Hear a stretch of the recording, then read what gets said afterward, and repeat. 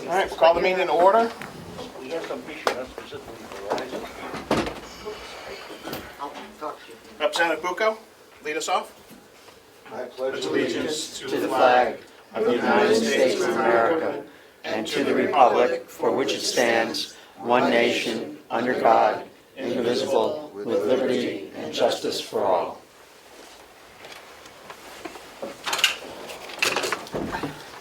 Lena, Yes. could I just say something? Representative Umberger. Thank you.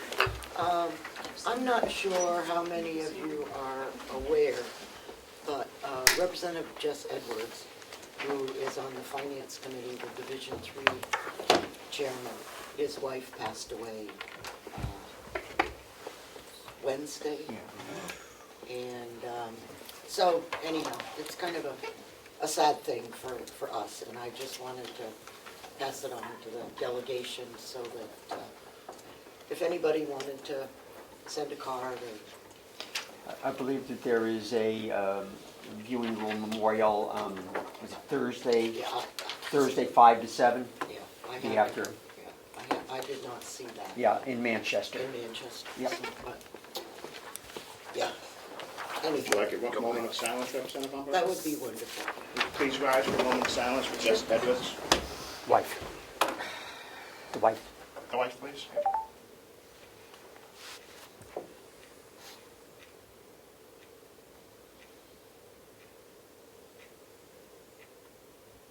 Thank you.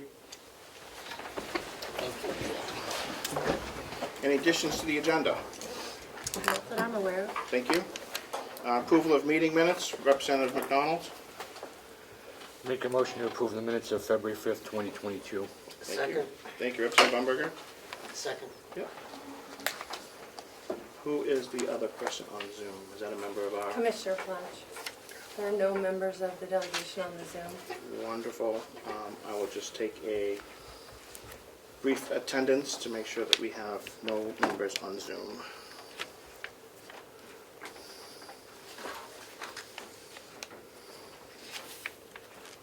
Yeah. Want me to do the roll call? Do the roll call, please. Representative McDonald. Here. Representative Shays is here. Representative McConkey.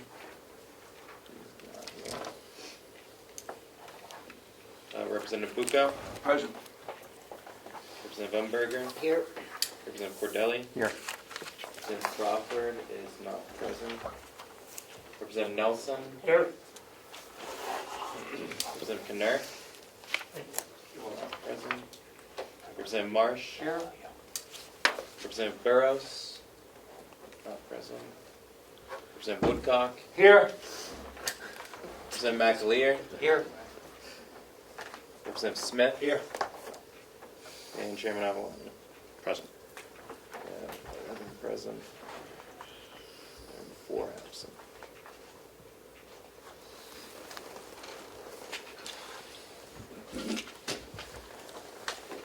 Thank you. Call the roll for approval of the minutes of February 5th, 2022 for the delegation meeting. Please. Representative McDonald. Yes. Representative Shays votes yes. Representative McConkey. Oh, wait. He's not here. My apologies. Representative Bucco. Abstain, I was not here. weren't you Representative on Zoom? No. Representative Umberger. Here, yes. Representative Cordelli. Yes. Representative Nelson. Yes. Representative Knurr. Oh, he's not here. Representative Marsh. Yes. Representative Woodcock. Abstain. Representative McAleer. Abstain. Representative Smith. Yes. And Chairman Avaloni. Yes, do we have 8 votes? 1, 2, 3, 4, 7. Yep. Like 8, 0 for 3. Moving right along, I see that the jail superintendent is present here today. Would you like to lead off? Yes, sir. Thank you, sir. Good afternoon, folks. I'm going to bring you proposed budget for 2022. I could, I would just start first off with just the revenues portion. I'm thinking we all get that in regards to borders. Total for 2021 was $254,446.20.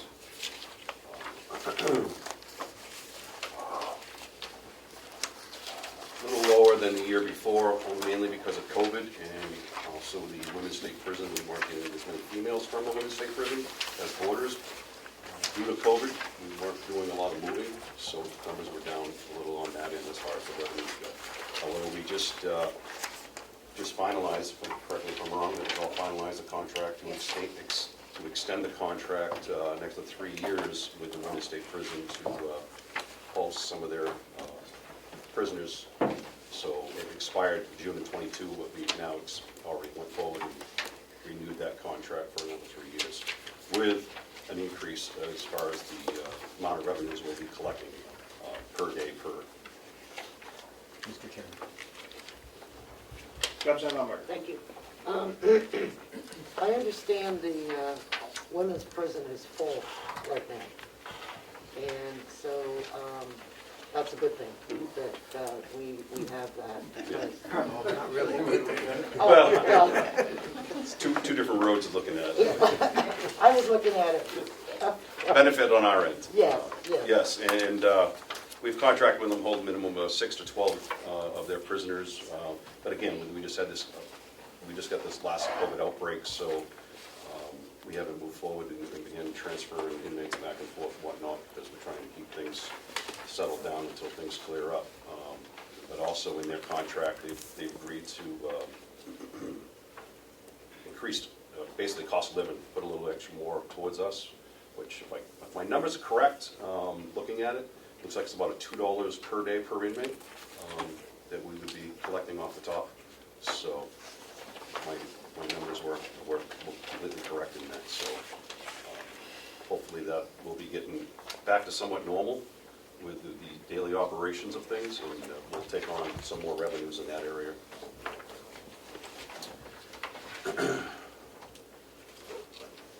Continue with just line by line, going over the budget review, is that okay? Coming out of revenues? No, we're coming out, yeah, that's all I had of revenues, I'm sorry. Okay, the question I have is, any questions for the superintendent? I just need to look at the. Okay. The revenues you have that are approved are $150,000, and right now you're saying we did $254,000 for last year? The numbers that were given for 2020, they were only up till September 30th. I'm not sure. Yeah, we had 254,000 for 2021. I'm not sure which one you like. What was approved, I guess maybe I misunderstood your question, sir. Well, the question I have is, this is dated February 11th, and we still have September numbers, so I'm just wondering why we don't have end-of-year numbers by now, or at least a closeout from the year, because 150,000 is way far off from the 254 you're telling us. That and I can't say. This is, we handed out a much, you may not have it. You got that sheet? We got this one, but it doesn't match this one. Right. Can we get an updated? So would you like a motion that we change the 150 to 30 Not sure. to? Representative McDonald. I'd like a motion that we have the CFO in attendance for these meetings. We have a lot of questions about financial stuff that we can't seem to get answered on the day that we ask them. Thank you. Commissioner McCarthy? Yes. I'll second the motion. 1 second. Bonnie is in the office in Vermont, but she said that she will be available on Zoom, or we can call her if you have any questions. So can I have Melissa, if you would give her a quick email and ask her to join us on Zoom, if she could? Yes. And to my knowledge, I believe I don't know why we don't have them today, but I know that we do have all the figures have been closed out for December. And just working on January, actually, so I don't know why we don't have them. Well, I think that's great news, that we finally have the books closed before June. Or relatively closed. Yeah. But I think it's imperative for us to have a complete budget to make sure that we have consistent numbers. Because I worry about us approving $150,000 in revenue for the jail and then having $254,000 come in. If that makes sense. So we can budget dollar for dollar if we need to. Representative Umberger. Should we raise that number? I just want to make sure that it's not part of the grant money, is not part of this money as well. Like if it's just, this is straight revenue, because there's another section where the jail has grants as well. If that's included in that, or is that a separate No, altogether? that's separate altogether, sir. I have nothing to be presented as far as covered with grants. What you see here for $254,000 is true all, not everything about borders, from Rockingham County, Belknap, Women's State Prison for the year of 2021, from January to December. Okay, because you have a PREA grant, a JMHCP grant, Yep. for looks like $158,000. Yes. Those are for, the PREA grant is for us to become PREA certified. There's really no revenues out of that whatsoever, other than purchasing of new cameras, getting us up to code, up to speed, to become PREA certified, which we hope to do by end of this year. Excellent. And then the other grant is two more years on that. What that grant does is help pay for some of our mental health services, like our contract we have with Northern Human Services, to provide whatever mental health treatments there, and also a part-time case manager with stuff that we are doing with inmates once they're outside of the facility and being released, reintroducing them and make sure they continue. There's no revenues involved with that whatsoever. Thank you. Is the superintendent comfortable with a higher number than $150,000 for revenue for next year? Yes. Would I be comfortable? Yes, I'd be comfortable to go up to at least $180,000. So we're not going to have, given that this is a COVID year, and next year looks like to be less of a COVID year, would we have, I would see an increase of more prisoners coming to my facility. so 200? Okay, I'll challenge accepted, sir. Well, we have 254, so I'm giving you I got you. 25%. I will accept that 200,000, particularly with our newest contract with the Women's State Prison. And we'll go over that, the new contract we did for the medical. For the medical as well, yes. Representative Umberger? I'll move 200,000 for revenue for the jail. Second. Any discussion? I think we I'm going to vote against it. enjoyed that. The CFO should be here.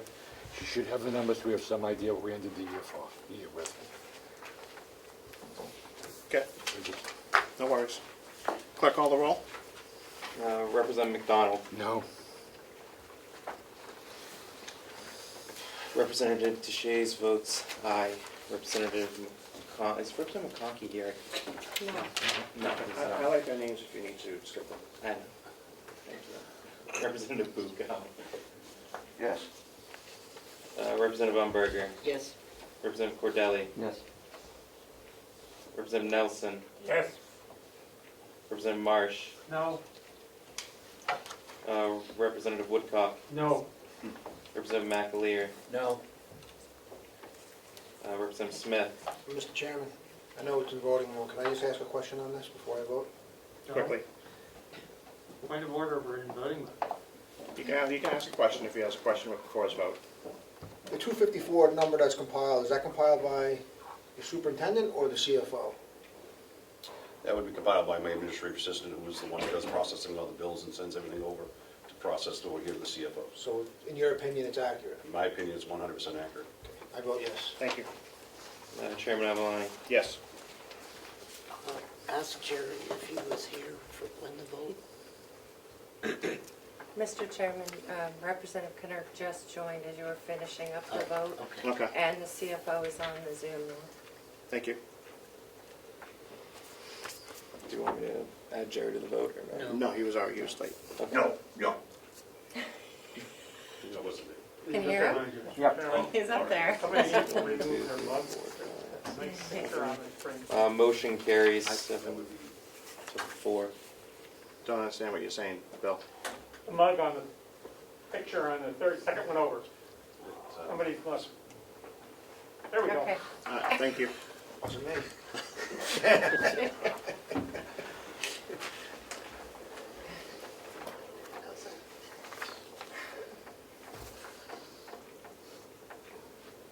Does the motion carry, Mr. Clark? Yeah, motion carries 7-4. Thank you. Passes.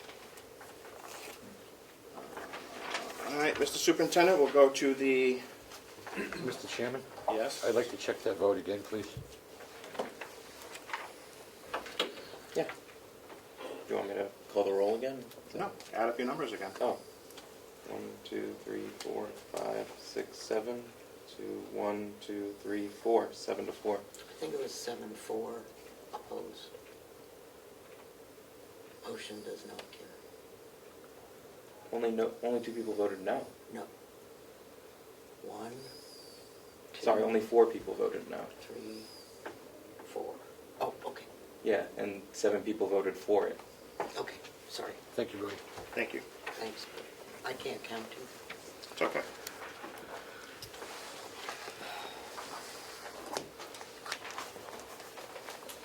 Although one of the finance chairs shouldn't say that. Oh, Where's Damon? Is Damon on? I zoomed in on that. All right, we're on page 19.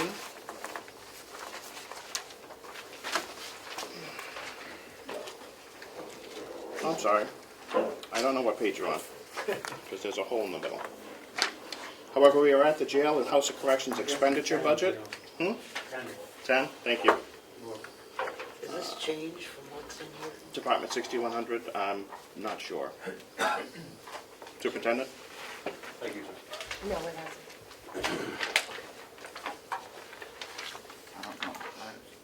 So the 2021, 2022 budget, proposed numbers line by line. The overtime, 055 overtime line, looking at $33,000, $1,000 less than last year. Administrative salaries is $526,542. That's to pay for my administration team, my mental health counselor, my administrative assistant, my maintenance director, and also the sick time buyout, all that included into that line as well. Nursing salaries, we no longer have to carry that salary. However, I'd like to leave it as an open line of just $1, just in case we ever, now that we're contracted with Prime Care, we no longer have to staff our nursing department. So that saves us basically 5 staffing positions in salaries and benefits and all that, and that ends. Regular salaries, 09 salaries, that's the officers' salaries. Looking at $1,435,268 on that. There is an increase of roughly $80,000 on that compared to last year. At this time, I'm requesting 2 officers to be added to the department, 1 for each day shift. We run with 2 different day shift operations, and the reasons for that is for safety and security, and also all the expanded tasks that the officers have on a daily event. I believe it was last year, and the gentleman's not here, at least I don't recognize him in the face. I was asked what are jail standards as far as staffing goes. When it was my first meeting, when I walked into the position, I think we were mid-March last year. And at the time, I wasn't prepared for it, so I didn't know the information because I've never really researched it. So I researched it. With that said, it's 3.3 inmates to every 1 officer. That's a Bureau adjusted standard. I can't go into great numbers with you in a public setting. However, I can say I don't meet that standard. Okay, All right? thank you. So,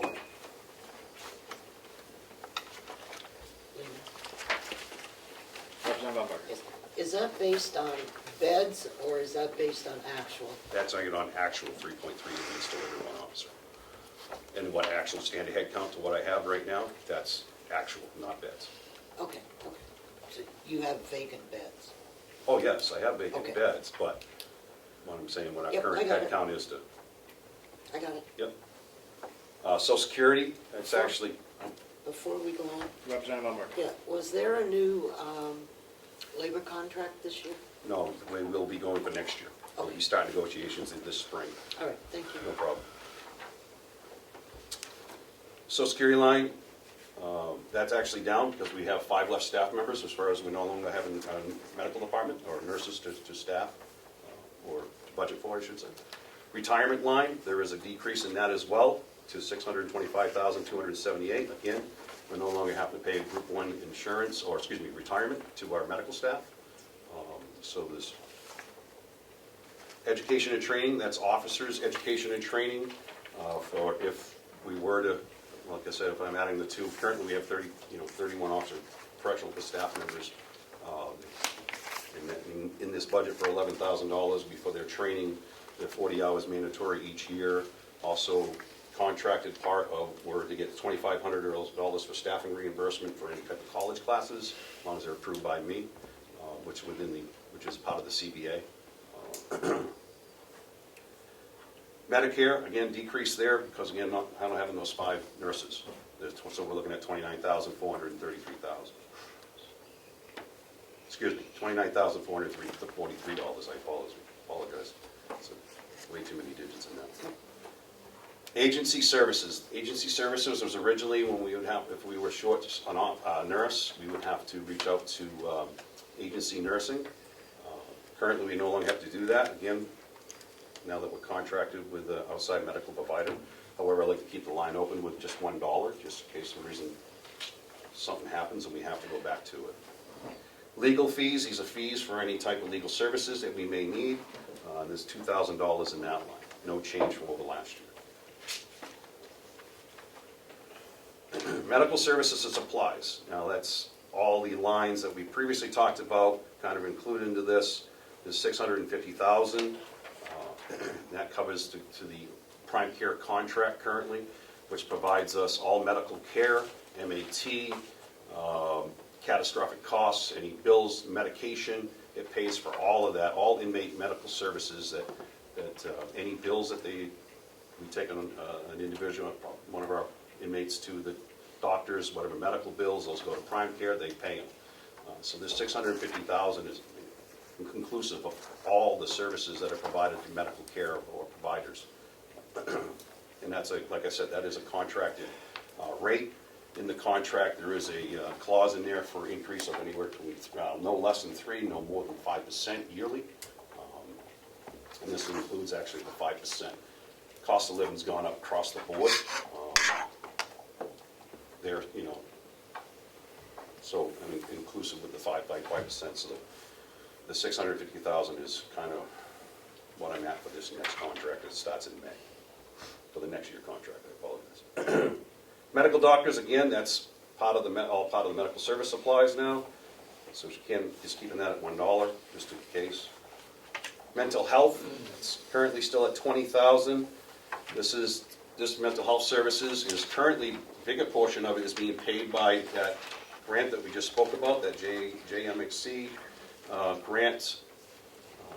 That allows us to use that to pay for the medical services that we contract with Northern Human Resources. Once this contract does, once that grant does expire, which I believe is in 2023, that cost would be $47,000. So right now there's a $27,000 savings. Now we're leaving $20,000 in there for services outside of that grant. They're not covered under that grant that we may need to provide. Inmate programs at $15,000. That's for their education, high set, whatever other programs, the testing materials, any other inmate programs that may be for supplies. The high set teacher that comes in pays that individual's contracted rate to come in and teach. Question, Mr. Chairman? Representative Woodcock. Thank you, sir. Superintendent, good morning. I haven't had a chance to meet you before, at least in person. The September 30th number, which is not January, is 306. Do you have any idea what was expended for that for the year? I don't, but actually, I may. Give me 1 second, sir. Thank you. See if I can answer that. What's that line number again? 028?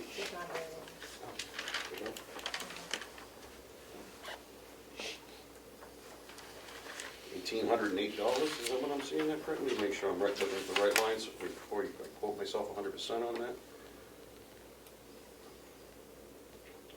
It was $3,751 used. I'm sorry, when I first said the That's word. fine, thank you. And the, Follow? thank you. So that's like 5-time increase, is there a reason why it's so low? It's 25% of what you're building, you're asking for. What I spent? You spent $4,000 basically, Yeah, and you're asking. we didn't start up our GED program until September, so there was no money coming out of it. So we just started it up, we just became state certified also now to become a testing facility. So now we're contracted with a state certified individual who can conduct the tests, which actually this morning, the gentleman was in there this morning doing some testing with the inmate, our inmate population. So we went almost a full year with not have this, no expenditures because we didn't have people in place. Perfect, thank you so much. No problem. Thank you, Mr. Chairman. Pleasure. Keep going. Oh, I'm sorry. Yeah, I thought, I'm sorry, I lost my line now. Academy? 29. Academies, fees and services. Fees and service covers all contracted services, including but not limited to our pest control, fire control, RFPs, HVAC systems, stuff like that. The academy, that's our correctional academy that they try to hold at least 3 academies a year. It's roughly $500 per officer to send. I know we have one coming up this spring, so looking at sending 2. So there's $3,000 in there. Hoping to send 2, provided I staff correctly. Officers, excuse me. Representative Cordell. Oh, I apologize. Thank you. Sorry, sir. That's right. I'm just wondering about the academy. I thought that that was included in our dues to the Association of Counties. No, sir. Not for the academies. Academies are free. What we pay for is their travel and time down. Meals there and stuff like Okay. that. So it's not, there's no cost for the academy. Okay. It's In their clothing. It's the ancillary costs that go Right, with. okay. Thank you. So, office supplies, there's $3,500 on there. Again, it's just cost for spending the associates, excuse me, wrong one. Folders to office chairs, stuff like that, just standard office supplies.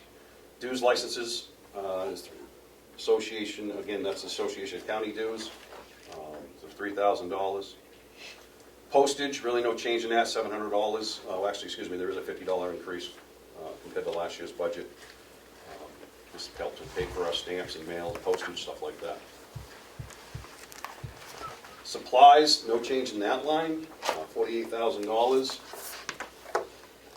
Supplies covers, all jail, but not limited to food supplies, face barriers. With COVID, and also cleaning supplies. We've gone through a lot of cleaning supplies, as everybody else has, so we do a lot of purchasing through there, in that area. Chaplain, I'm sorry? Follow up. Bob, are we purchasing all the cleaning supplies together and then getting them out to the department so we have better purchasing power, or is it just have it free for all? So still free for all. Thank you. Until we consolidate purchasing. Thank you. Continue, Superintendent. No problem, sir. Thank you. The chaplain, that's a contracted, negotiated fee or set standard fee or for services. The gentleman comes in once a week, provide religious services to our inmate population. And that's $4,800, and that hasn't changed from what I understand. I've only been there a little over a year now, so from what I understand in the last couple of years, it has not changed, hasn't gone up. So. Meals, those always fluctuate. Due to COVID, we spent quite a lot more last year than normal. One of the reasons being is we had to feed a lot of times, we had to feed our population styrofoam containers that were disposable because of COVID. So the added cost of purchasing styrofoam containers that it's all part of the supply. It's all part of that one fee. That's why it's meals and supplies, if you look at it. Representative Von Berger. You have a semi-contract with the nursing home to provide your meals. Yes. Okay, but you provide the styrofoam containers? Well, they provide them. I call them and they send them over with them. So it's an added cost. is how it was reported to me. I can certainly say with 100% certainty that styrofoam products have doubled in price Yeah. year over Well, year. I'm not arguing that, but Yeah. one would think that when the nursing home decides how much they're going to charge the jail for a meal, that they would include the styrofoam containers. So that, Well, that isn't the standard operation. It usually would come over, we feed on a, I know, but I realize, but it's- the point is that we've been doing COVID for 2 years, okay? And I'm sure you've been using styrofoam containers for 2 years. No, we only use it when we're in an outbreak. When we're in if we have an outbreak, that's the only time we'll use it. So we went into 2 outbreaks this past year. Okay, all right, then that's a better explanation. I apologize if I wasn't Then what I got. clear enough. Initially. So during outbreak, then they charge you for the. There's an increased cost, Okay, and I apologize if I wasn't clear on that. that's much better, thank you. Representative Cornell. Thank you. I think this goes to an argument or discussion we've had over the years about the expense for meals in the jail to the revenue in the nursing home for income for meals. Again, it doesn't match. So maybe that's a better question when we do the nursing home revenue. Some of the expenses that are in this line are also for par stocks for overnights or if you get something late. So Yes. it wouldn't be an expense coming from the nursing home out of their meal line. It would be out of revenue going into something else that they would receive or bill back and forth or something that the nursing home doesn't use but the jail might need. And the nursing home would purchase all the food. Okay. I think that was the explanation we got a couple years ago, and it kind of makes sense. What's the difference, though? I don't agree that it's budgeted this way, but Right. it's for their auditing purposes, it has to be done this way. Superintendent? There is a $10,000 increase compared to last year in that line. Cost of food has gone up tremendously, and supplies, so Do you have a final number for 2021? For that line? yeah, give me one moment, sir. I do, I highlighted it actually. $231,181 is what we used last year, according to this fiscal year report that I'm looking at here, which technically was $11,000 over. Did you get a Again, transfer? I don't remember seeing a transfer for that, though. According to this report, I could be wrong, but, But, go on, Superintendent. sorry, sir. Yeah, it's okay. Reading the information in front of me, sir. Yep. Uniform expenses, those for staffing my officers in a uniform, contracted, we had to provide them with at least 3 shirts, a couple pairs of pants, boots, jackets, winter coats, stuff like that. It's all part of the CBA, also our non-union staff members as well, including myself. So looking at this, actually 10,000 in there, slight increase of roughly $500 compared to last year. Representative Bumper. Oh, thank you. Is that going to cover your 2 new officers, plus what you, normal replacement? It's at $500. That's the increase there for that reason, for the approval of the possible 2 new officers. Okay. Fortunately, that area on the streets hasn't increased tremendously. Clothing of inmates, again, $3,500 on that. We've went through some of our inmate clothing and destroyed some that were in fairly rough shape, kind of battered, and so we're looking to replace some of that. So there's a roughly $500 increase compared to last budget. Inmate bedding and mattresses, we lowered that by $500 to $2,000, and that's to provide new beds and cots and stuff like that, blankets for our inmate population. Offender comp is covers the costs associated with daily wages of state prison females. And also, it's aligned to offset some of the revenues. What happens is when we take on a female, from the state prison, they get $1.15 in their commissary, and it's to offset. They actually are paying it. We have to put it in the budget line that goes back to them. This is how it was worked, how it was informed, explained to me last year. And I'm like, the same. It's revenues. It's revenues. We keep all the revenues, but it's the way billing and processing goes with the state prison, because they give their females $1.15, I believe it is. Yeah, $1.15. So this by is basically commissary a pass-through. personal. Excuse me. This is basically a pass-through. It's a pass. Basically, it washes itself out. Yeah. Electronic monitoring. There's no increase there. This provides the cost and the monitoring of our electronic monitoring for our electronic inmates that we put out. We have a couple new lines that was added this year, that are, well, new to the department, but not new to the county. They will move from one budget area to our budget, which is one of the reasons why there's such a large increase within my budget, within the jail budget, rather. We're taking on electricity at $96,870. Again, that was not budgeted in our budget last year, in the jail's budget, but it's a cost that's always been paid for by the county. Same thing with the next line with propane, which is $106,227. Again, this was not in the jail's budget last year. It's being placed back in the market. We'll be responsible for taking care of our own budgeting process. Advertising, that's for advertising for employments, Indeed, stuff like that is primarily what we use.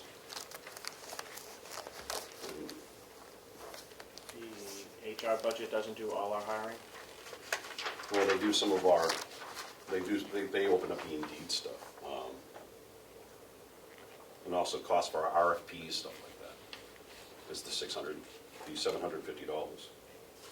When I look into hire, I have them open up the Indeed, but I believe some of it comes out of our budget as well. Telephone, that's our telephone services, and also the cell phones for the administration in our mental health. Now, there is one cell phone that's covered under the grant, but it's not part of this price at all. Laundry expenses, $1,500. We don't usually spend a whole lot in there because of the new laundry system that was put in a couple of years ago. There is a few savings in there, but we normally, I think we spent like roughly maybe $800 last year. Travel expenses. Let me make sure I'm saying this line correct. I always mess this one up. Plane tickets, luggage, transportation, any type of travel that we may need to do for any type of training, courses that we may need to attend. That's outside of the state, lodging and whatnot. Vehicle lease and purchases. Currently, we have no vehicles that are leased. All our vehicles are owned by the county. So that line, we're just going to keep open and leave it at $1. We're not looking at purchasing any vehicles at this time. Vehicles we have, fine. Vehicle expense, that's to maintain maintenance on the vehicles, wear and tear, and that's at $8,000. Really no change from last year. Representative Umberg, I'm Thank sorry. you. How many vehicles? 5. 5. Okay, thank you.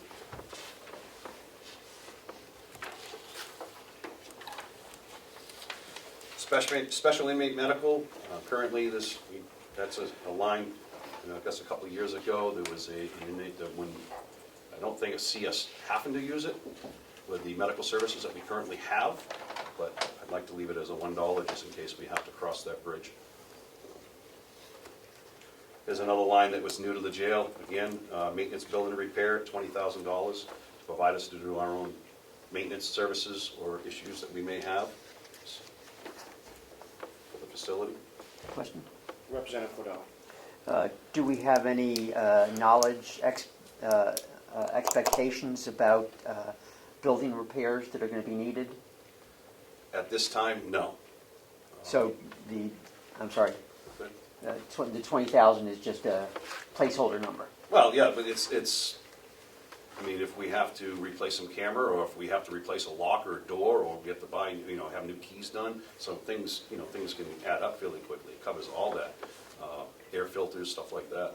So, Bob, do you want to expound Yeah, on that? can you shed a little light on that? I'm sorry, Mr. Murray. It's okay, thank you, sir. A couple of years ago, as you know, we consolidated all the maintenance budgets into my line. And we were asked by the CFO this year to break those back up due to cost reporting, specifically nursing home and the jail. So we took propane, electricity, and the maintenance line and put those back. The maintenance line is level funded in total, and I just took a portion of that. I just took a chunk of it and brought it over to the jail based on past experience. Things break down. There are no planned maintenance projects at the jail, but as you know, during the year, things break down and we need to have some money in that pot to draw from. Yep. And just to follow up, the electric and propane again is just based on past history. Well, yeah, I did, I did the math this year and took last year's usage, added 10% for a buffer because we don't know what the future holds for usage. And Pricing. And pricing. Well, no, pricing we're good. We're good? For the next year. We're locked in. So, Beautiful. and all those numbers are on the sheet that I gave you. It's in the packet. But again, I took the percentage that the jail uses and gave it back to them. Awesome. Thank you. Thank you, sir. Superintendent? Firearm training and equipment. We're getting $3,000 on that. We currently are sending some people to instructor school in June, so that'll be some of the money we use in that line. Less legal equipment, that'll help us cover our tasers, handcuffs, some of our tactical supplies, $3,500 looking in that area. Any new equipment? New equipment would be, again, belly belts, leg shackles, officer radios, which is mainly what we use that line for. Radios repairs and also just purchasing of new ones. And that's $3,500 on that. Before we turn the page, you're gonna have, is $3,000 enough to outfit your 2 new officers with firearms? Or is that you guys have it?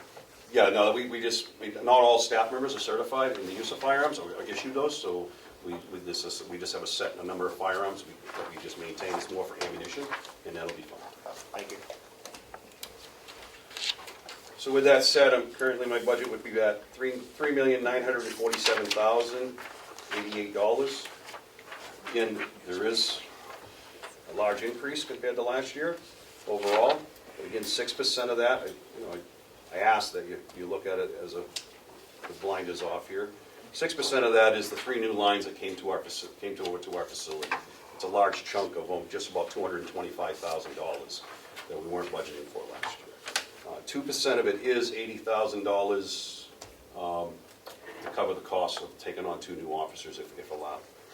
So other than that, the other 2% is just broken up in small pieces. Representative Donald? Just 2 questions, Mr. Chairman. Superintendent? Of the superintendent, Okay. yes, thank you.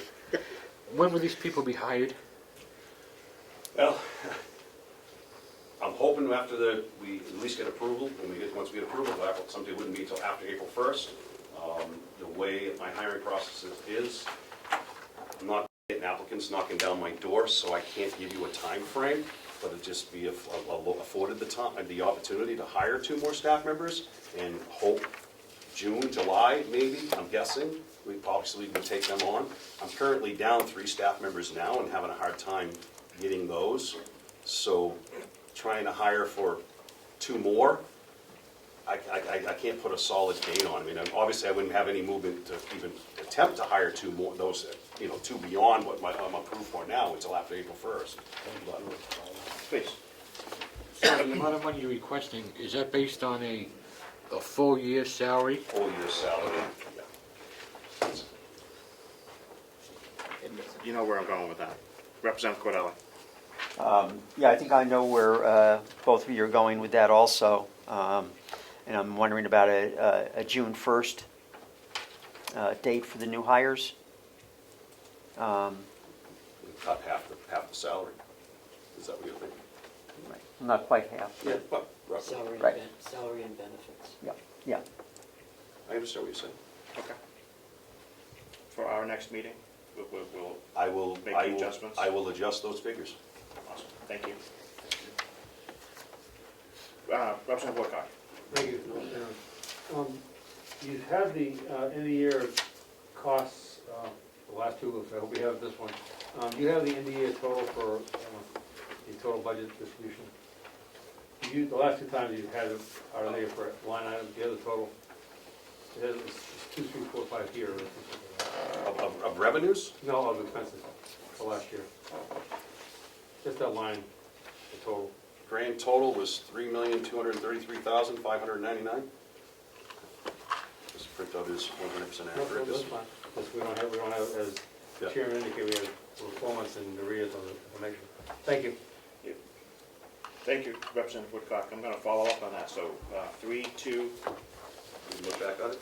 yep, give me that number. $3,233,599.52. So you come in just about 200,000 under budget. Yes.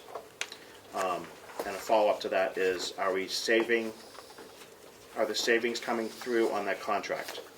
Coming on that contract and also staffing shortage, because salary lines, we were running, it was almost 100,000 there alone. Right. Right. And then the prime care contract is a savings overall. 5 less staff members and less cost. Not only that, any inmate we're housing, and just so folks all full understanding how this works as well. And I probably should elaborate a little more when we had that line, and my apologies on that. When we're housing a Rockingham County inmate, a Belknap County inmate, and now soon another week, any Merrimack County inmates, they all fall into prime care as well. So all medical fees and services all get paid by prime care from that county, if it's a county from that facility. So the only bills we're going to be getting, the only cost it's going to cost us is Carroll County inmates through the prime care. So it's a huge savings. We're not paying for Rock anymore. We won't be paying. Well, currently we're not paying for Rock or Belknap, and soon any Merrimack in another week and a half they go full on. They go full on there. So it'll be only Carroll County costs. Representative Woodcock. Thank you, Mr. Chairman. I have a question in regards to these lines that were not part of your budget last year. The electric, the propane, and the building maintenance. Who authorized that change, and is that going to be the same in all the departments? Yep, we're going back,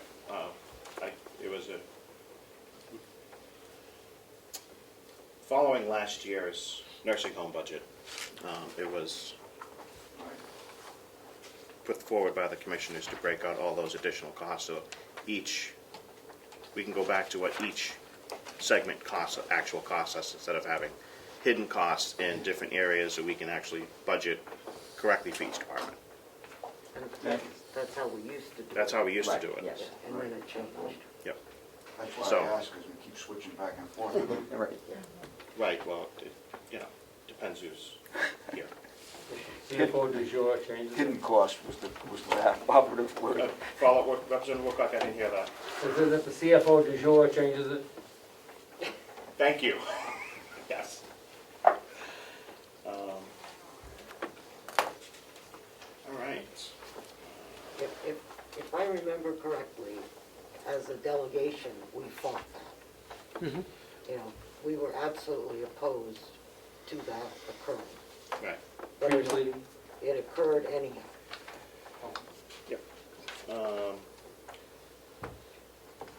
Just a jail, or you have something else? I have nothing else. We've already covered your revenue. So, the overall, any questions for the superintendent before I start? The overall budget for the jail is, let's just say, $4 million right now. The revenue from outside inmates is $254,000, let's just say, for number's sake. Is that a true cost to the county to house these inmates? Because to me, it doesn't seem like it's a little offsetting revenue, but it's not an actual true cost of what inmates per day would be paying if the overall cost of the jail is $4 million. What we're paying per inmate, we're not, and this is where you get a little tricky. People always say, well, what's the cost of an inmate per day, blah, blah, blah.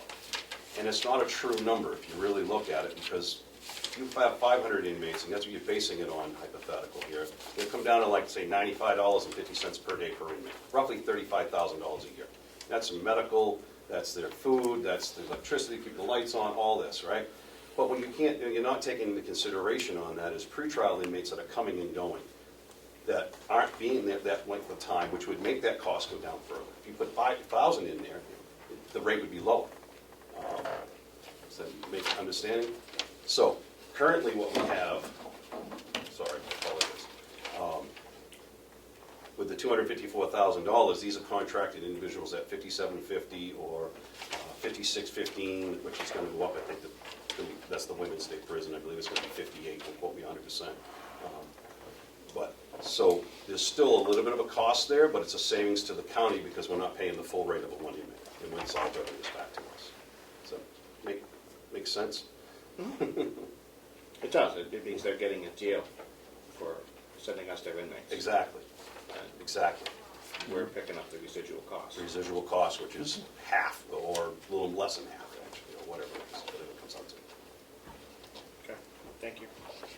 Representative Von Berger. Yeah, it might be worthwhile for us to know what the true cost is, and that maybe they could look at renegotiating what they're getting from the other. If I may. You may. I have spoken to other counties and was told straight out, don't bring it to the table because we'll take our business to other facilities, such as Rockingham, 100%. And I have a history of Rockingham for 20 years, so, but that's the negotiated price. It has been. Now, I was kind of shocked to see the women's state prison increase in budgeted for an extra for the life of the contract, it was like $240,000 over the 3 years as the added cost because of inflation of everything to be added in based off per day. And that's why I'm thinking it comes out to about $2 a day per inmate, if my numbers were somewhat correct. So I was kind of shocked to see that because that isn't the norm. Because this has to go through so many steps to get approved, particularly in the state end of things, and them not wanting to pay for training, because of cost. It's just everything's through the roof. Representative Marsh. Yes, I think the real question that needs to be asked here is, does the revenue that we get from boarding inmates exceed the marginal cost we have of boarding inmates? So in order to figure that out, can you tell me which of your expense lines, if any, would be able to be reduced if you did not have any boarders? Would be able to be reduced? Yeah. Possibly my meal costs, because I'm taking in consideration of less inmates daily, potentially, but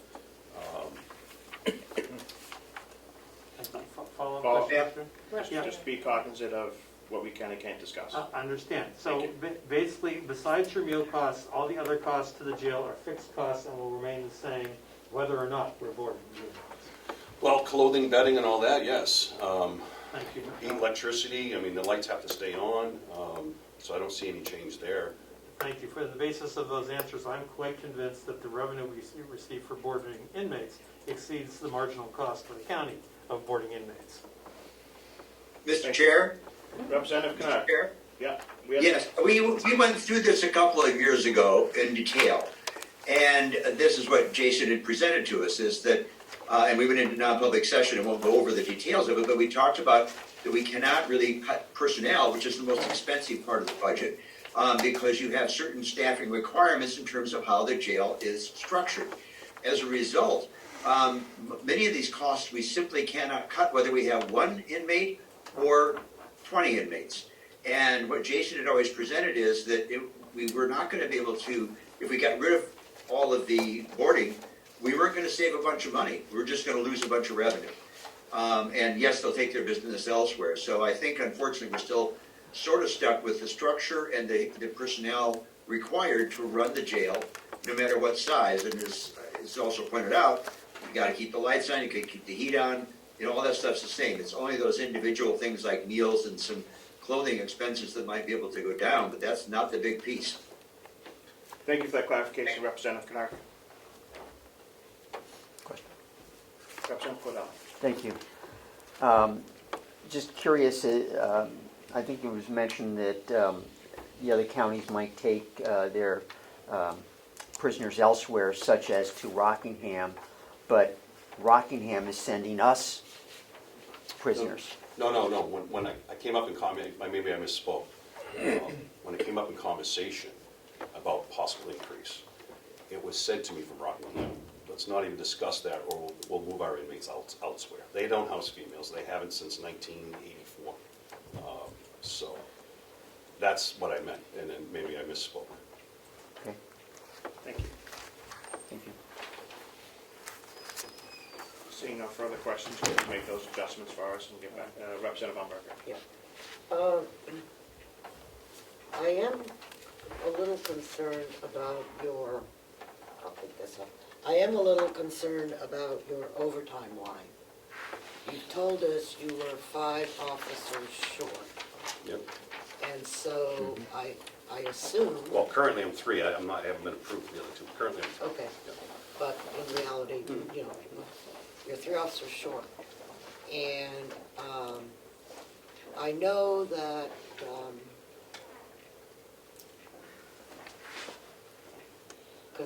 correction officers are having a hard time staying at work because of any number of reasons, but your overtime line is staying about the same as it has. So you think that you'll be able to manage the overtime within that dollar figure?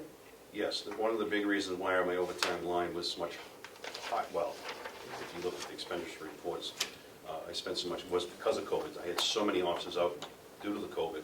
I can tell you right now, and I don't affect the overtime line, and neither does my deputy superintendent, my lieutenant, and the captain. There's been many a nights that I was in there at 9:30 at night on Saturday morning and work until Sunday morning, 6 o'clock in the morning, which offset any cost from an officer. We pick up a lot of the slack as well. A salary base don't cover any of that. But again, COVID really, is, like everybody, it's affected everybody across the board. So those numbers, if the norm, we'll be fine. Do you have last year's actual overtime number, end of year?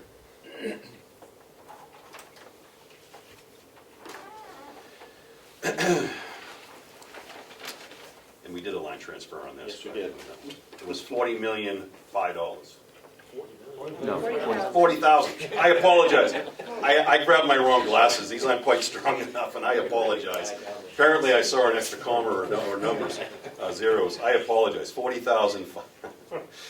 I apologize. I didn't mean to give anybody a heart attack on that.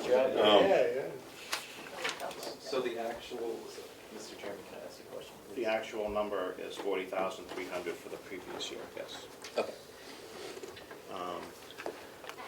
I think Representative Umberger was concerned about having to do another transfer. Would you like an adjustment to that line?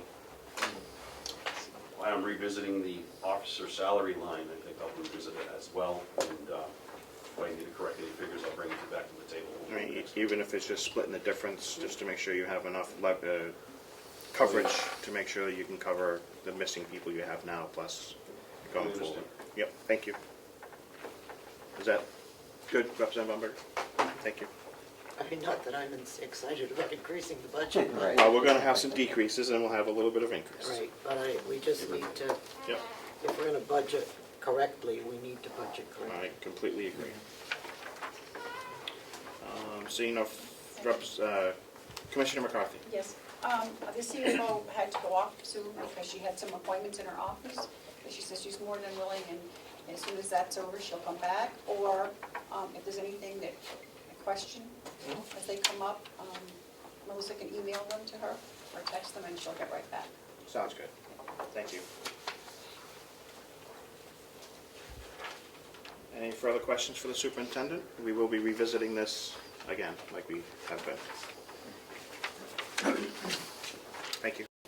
Thank you, sir. Thank you, folks. Enjoy the rest of your day. Nice job. Can I Did you ask have a question? Not for regarding like the entire, we have a number of advertising lines. Is there a reason why we don't put those under HR's recruitment line? Is it so we can understand how much each department is spending on advertising? I think that's what we did in the past, and I think they're keeping it like that, so if there's a cost like for advertising on Indeed, Yeah. you know what that probably is. Well, I know, but he mentioned that HR, that the money just goes right to HR. Right, so it would be costed to that department for each posting. So if he needed a posting for a job in his department, it would be cost it to him with the $75 fees. Yeah. And is that just so we can understand how much each? We can understand how much each department, we're getting closer, I mean, it's taken us years, but we're getting closer to an actual cost per department. Thank you for clarifying. Yep, it's been a long process to get here. As a few of the long-term members can definitely attest to. Bob, you're up, you're taking county facilities and admin building, Yes, thank you. and Wait, just a second. if the chair doesn't mind, I would also like to include nursing home line 5150. I'm not going to be available for the subcommittee meeting, and I think it's important that I discuss that line with you. So administrative building, and what was the other one? 4170 is the administration building, 4198 is county facilities. And 5150 would be the nursing home Give me the news on the 5150 so we can, if we have any questions, we can get them to you before our meeting. There's really nothing shocking other than just transfer of electric and propane No, lines. don't scare me like that, Bob. Well, I want to be part of the discussion in case you have any questions. No, I like that we are. So, we're putting we're putting some of the outside costs for environmental back into the nursing home. Electricity, propane, yes. Thank you. Vehicle expense. Okay. Unemployment, dental, coming back. Those are numbers you're going to discuss with Paula. Gotcha. Yeah, some of this went back into the admin budget of the nursing home. Correct. Thank you. Yep. All right, just so everybody's clear, there was some adjustments made to the admin line in the nursing home probably 3 years ago. 2 years ago. 2 The years amalgamation that we made 2 years ago has been unamalgamatized. Oh, that's a word of the day. That's a nice word. I like that word. All right. And so we're breaking back out into environmental, satellite, electric, heating, septic, blah, blah, blah. More or less, yes. Thank you. So there'll be a noticeable increase in that budget, but a noticeable decrease in another budget. Correct. Wonderful. I will make sure the rest of the other members, I'll make sure Representative McConkey, Marsh is here, and Burrows. Just so you know, that whole amalgamation wasn't my idea, but I went along with it because it made my job a whole lot easier. You know, it really does. It makes our job easy too, but I can certainly But it is understand. what it is. It is what it is. We'll move forward. All right. All right, that's all we had for Mountain View? Yes. Outstanding. So county facilities, all your, Yeah, county facilities is really no surprises. Contracted services went up roughly, well, they're all broken out, you should have that in your worksheet. There were 2%, 5%, 5%, 0%. All the changes were listed on my worksheet. And everything's gone up in price. Supplies, I went up 10%. Everything else is pretty much level funded. Contracted fees and services, 162,610 from 159, so it's an increase of about $3,200. Satellite TV services, those go up every year. Went up to 18,024, but again, that was moved to 5150,055. Electricity, the math is on your worksheet. Can I, Representative Umberger, please. thank you. Which county facility, is this all of them, or is just some of them? 4198 was created to accommodate county expenses that were unique to the county, such as electricity, propane, satellite vehicle expenses, that I had control over. So what, if I'm reading this correctly, this $34,000 for propane, what building is that taking care of? Everything except for the jail and the nursing home. We took the two large ones out, because those were the ones directly affected by cost reporting. So just to clarify, it's this building, the annex, and anything else? The little ones. TPW. Will's building is right off of the jail. Okay. We've got propane tanks up at the water tower and the radio towers here in Madison. Those are pennies, but they're all included in that one figure. Keep going. Thank you. Yeah. And that goes for electricity and propane. And care of grounds? Care of grounds we broke out. We took the nursing home out and left the rest on 4198. Okay, so care of grounds includes the jail. Yes. And it's a truckload of mulch, Hey, that's fine, you know. that's fine. Representative Cordelli. Just wondering about what vehicle is in 073?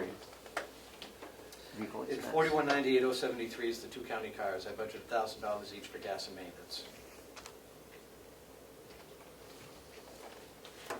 Follow? Yes, if I Please, might. of course. Maybe it is to the commissioners as well. Could we get a copy of the log for the use of the county cars?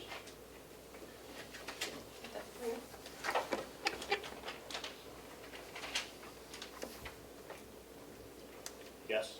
Yes. Yes. I'm Oh, I'm sorry. sorry. Yes, it is. Oh, I didn't thank you. realize, I was writing it down. Yep.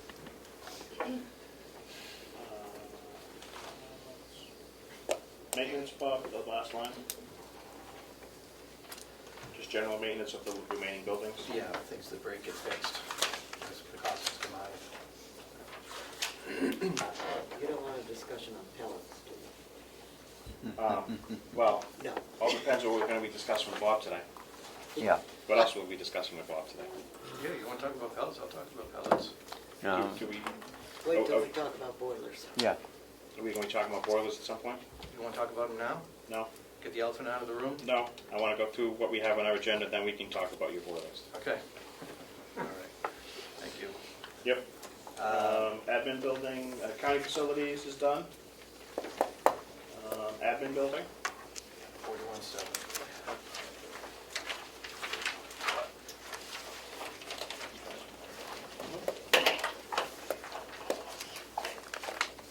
Overtime is unchanged.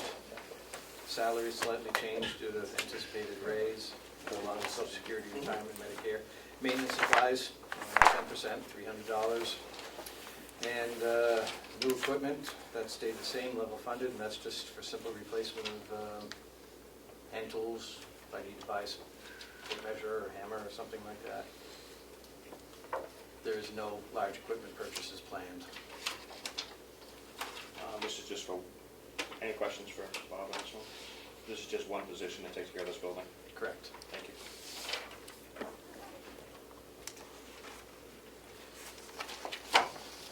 Mr. Chairman, Representative Smith. one question. Why did the salary line drop so much? A portion, last year, a portion of my salary was coming out of the administration building.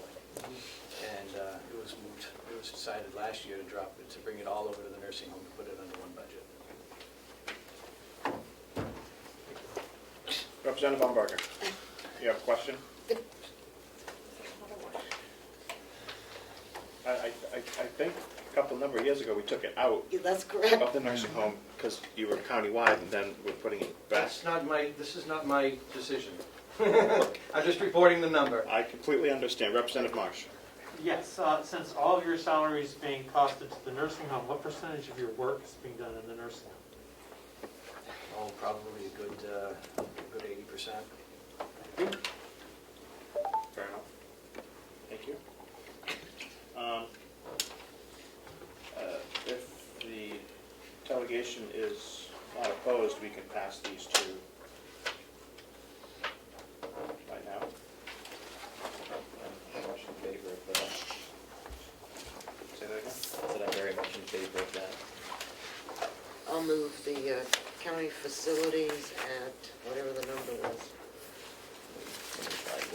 312732. Correct. Do we have a second? I'll second. Thank you, Representative Smith. We need to go back, we're going to continue to have a roll call. We have Representative Knerpp on that. So, any discussion? Representative Bucco. Just one question, Mr. Chairman. Sure. The 312732, that's the commissioner's proposed, but the department proposed 937,184. Is that with all the, because of the changed lines? Correct. Okay, thank you. That's quite a difference. Representative Bucco. Thank you. Bob, you have the bottom line for the expense of the year. I know the jail had their 12 months. We don't have the 12-month expenses on this. The jail had his. So the bottom line for the county facility last year, through December 31. I just got this from.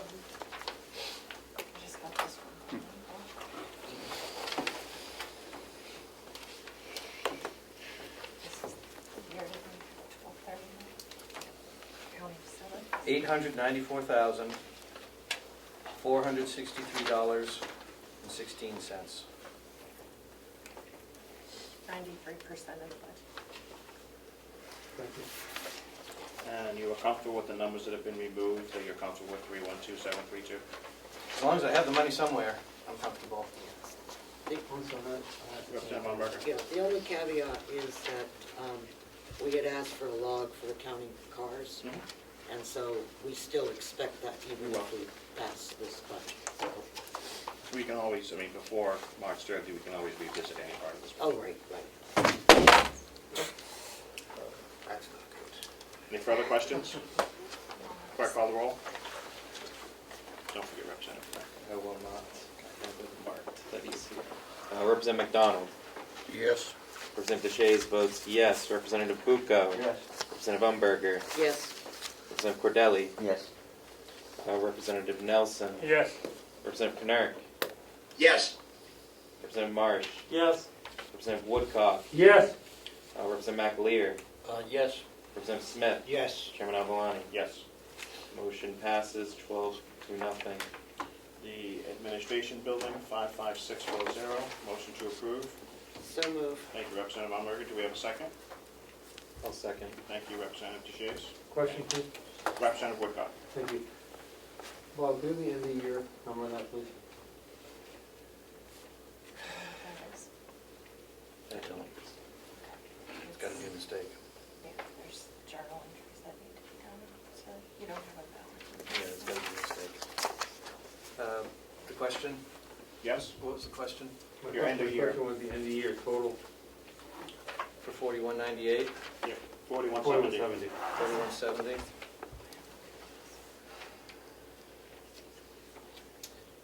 There's a mistake in here that needs to be corrected. I can't give you an accurate number. Okay. Yeah, seriously, there's a mistake in here. There's a line that's not right. Until it's corrected, I can't give you an end. Understood. We will get that after it's corrected. Representative Woodcock, is that okay with you? Sure. Thank you. We have a motion and a second. Any further discussion? Right, so, are we talking about the previous budget or are we talking about the current budget? 4170. Previous budget. All right. He's looking for an end of year for last year, for 21. Clerk, call the roll. Representative McDonald. Yes. Representative Deshaies votes yes. Representative Bucco. Yes. Representative Umberger. Yes. Representative Cordelli. Yes. Representative Knerpp. Sorry, yes. Representative Nelson. Yes. Representative Marsh. Yes. Representative Woodcock. Yes. Representative McAleer. Yes. Representative Smith. Yes. Chairman Avalani. Yes. Passes 12 to 0. Thank you. You got something else for us, Bob? Yeah, I'd like to talk about my capital lines today. That is 9,400.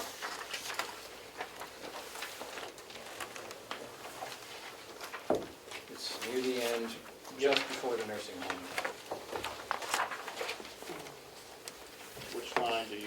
which line are you looking at? 9,400, 089, 9400-098 and 9400-099.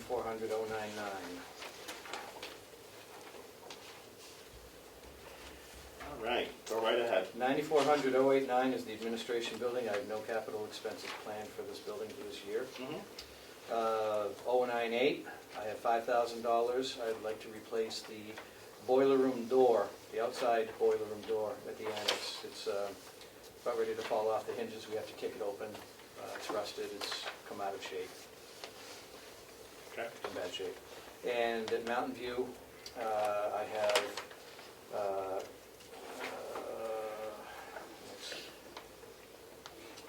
lighting control system upgrade for $44,000 and annual request of O2 concentrator replacement, $600 each, for a total of $3,900. I have removed the request for the floor machines and the steam cleaner. The floor machines for $18,000 and the steam cleaner for $3,000. The commissioners have approved me to use ARPA money for those two items. So I removed them from capital. So again, I'm only looking at the concentrators and the lighting control upgrades and a new request that just came about last week, boilers. I'd like to talk about the lighting control, get that out of the way first, because we might spend a few minutes on boilers.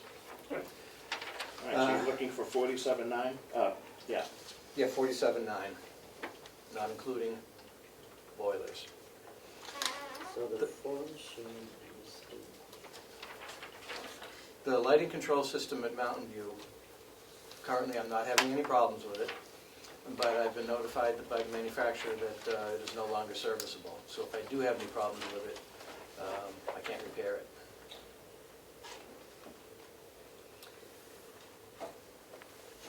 Do you want to take it or you want me to take it, Representative Umber? No, I'll let you go. We did the Siemens project, and they didn't catch that? No, and it wasn't part of it. It wasn't in energy management. There was no energy benefit by going after it. Everything that was looked at under the Siemens project had an energy gain. And they didn't flag it for anything down the road to make sure that we stay within their program if we replace these? No, they changed all the lights because that saved energy. We have LED lights everywhere, 2,400 new LED lights. But they had no reason to look at the energy, the lighting control system because it's already an energy management system. It controls lighting automatically. Outside lights, parking lot lights, interior hallway lights turns down to 50%, that type of thing. Again, it's fully functional at the moment, but if it breaks down, I'm not going to be able to repair it. And I'd like to be proactive. Representative Cordelli, I saw that hand up. My question was asked, thank you. Thank you. Okay. So, well, okay. Representative Nelson? Yes. 1 second. Curious if it had to be replaced, how long would it take to replace this? Well, if the delegation gives me permission to expend that money, it'll be done this year. No, I'm going to follow up. What happens if you put the money in reserve in case it was needed, not to spend it? So when something goes wrong, you then spend it rather than switch to. Because then we're going to have downtime, and the downtime could be weeks or months. I'd rather get the system engineered. A lot of the existing infrastructure can be used. The stuff that's the wiring in the wall, some of the relays can be reused, but the majority of the control system and the installation, I need to be able to prepare for that, be proactive. Representative Umber. Is this like a box? Is this a box of things? There's multiples. Multiple boxes? Multiple boxes. There's relay panels, there's circuit breaker panels, there are Okay. control And panels. if it fails, then the lights just run at 100%? Or whatever they were set at when it failed?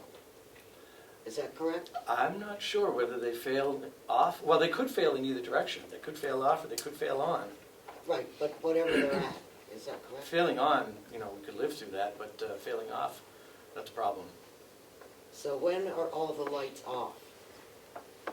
They're run by the outside lights are run on a photo cell, and the interior lights are run on a timer. The interior lights come on at 7 a.m. and go off at 8 p.m. Except for the hallway lights or whatever? No, the hallway lights, they get reduced to 50%. And the common areas? Same. And, 50. yeah. And the outside lights are on a photo cell. Representative Woodcock. Thank you. I just want to clear, Bob, so if the system went down during the off cycle, there'd be no way to bring it back up, is that what you're saying, at that point? Oh, I'm sure there could be. I'm sure we could jury rig something, Okay, but, but then you're still in the weeks, months, yeah. okay. Thank you, excellent, thank you. Thank you, Mr. Chairman. Yep, no problem. So Mr. Murray has requested a reduction in that line of 47,900. Do we have a motion? So moved. Thank you, Representative Rominger. Do we have a second? Second. Thank you, Representative Cordelli. Any further discussion? Clerk, call the roll. Yes, I'm Yes, sorry. go ahead. Yeah. 1 second. Go Excuse right ahead, me. Representative Rominger. I'm not sure what an O2 concentrator is, just, Our residents need oxygen. Some of them don't need any extra supplemental oxygen. Some of them need a mid-level of supplemental oxygen, which is done by the O2 concentrators. And some of them get pure oxygen, which we have the oxygen bottle system. O2 concentrators, what they do, it's a machine. It's on wheels, you can wheel it around. And what it does is it removes nitrogen from the air and concentrates the oxygen level. Brings it up to roughly 94%, thereabouts, of oxygen. is that, if I might? Sure. Is that per room or? No, it's per resident. And it's on an as-needed basis. Okay, well, we only have one resident in a room. So that's- Correct. Okay, And if so, that resident needs a concentrator, they get one. Okay. If we have 50 residents that need concentrators, we have 50 out on the floor. okay, so this is replacing one or adding one? The majority of the concentrators that were purchased, that I have control over, were purchased the year before I started working here. That was 11 years ago. They run basically 15,000 hours before they break down. I have the capacity to rebuild them, and I have rebuilt some of these concentrators 3-4 times. They're 45,000, 50,000 hours. It's time to retire some of them, so I'm trying to be proactive in replacing half a dozen of these a year. So this is 6? 6. They're roughly $600 a piece. That's fine, I probably need one of those in my bedroom. Any further discussion? Clerk, call the roll. Representative McDonald? Yes. Representative Shays votes yes. Representative Bucco? Yes. Representative Umberger? Yes, Representative Cordelli? Yes. Representative Nelson? Yes. Representative Knurk? Yes. Representative Marsh? Yes. Representative Woodcock? Yes. Representative McAleer? Yes. Representative Smith? Yes. Chairman Alkalani? Yes. Motion carries 12-0. Thank you. So that adjusts to 099 downwards. We're not going to vote on the whole thing because we haven't heard all of this yet.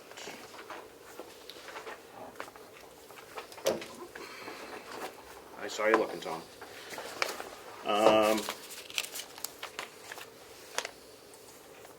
You had something else for us, Bob? Yes, I would like to ask the delegation to consider modifying 9400.099 by the addition of, with an additional $90,000 to cover the replacement of 3 boilers. Representative McDonald. Mr. Chairman, do we have any information from the commissioners on their position on this? I may speak to that. You're going to give, Bob can answer your question. Okay. The commissioners have approved me moving forward and asking you for the money. I have the commissioner's blessing on this. We're going to keep that in mind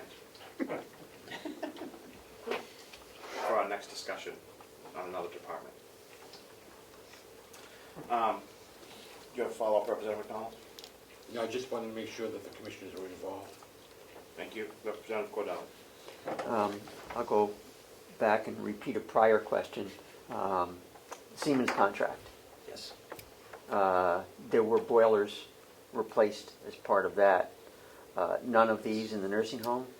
No.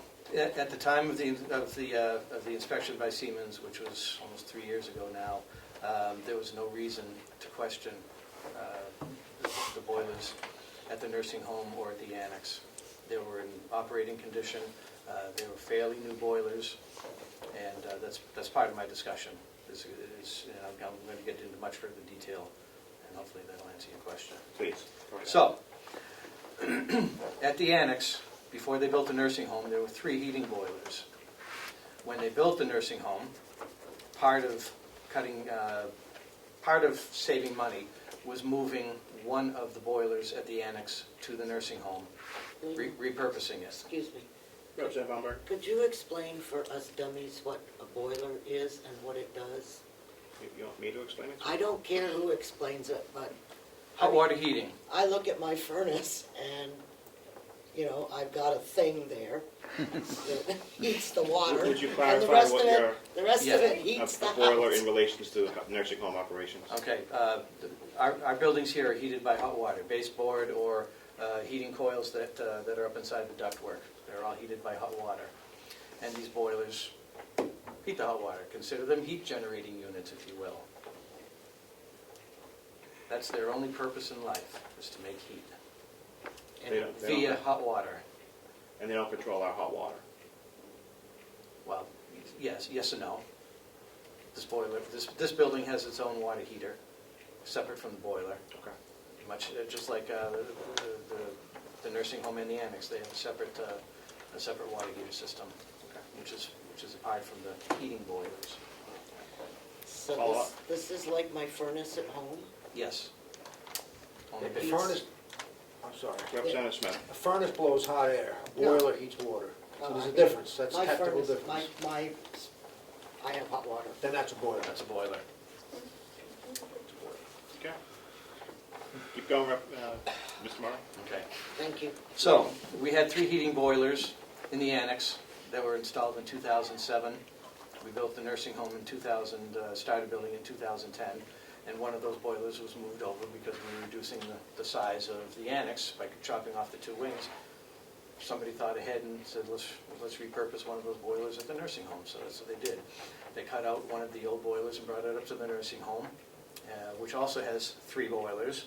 One of them is old, and one of them is a 2007, and the other 2 are 2011, when the nursing home was built. None of us are aware or know what's going to happen with the annex.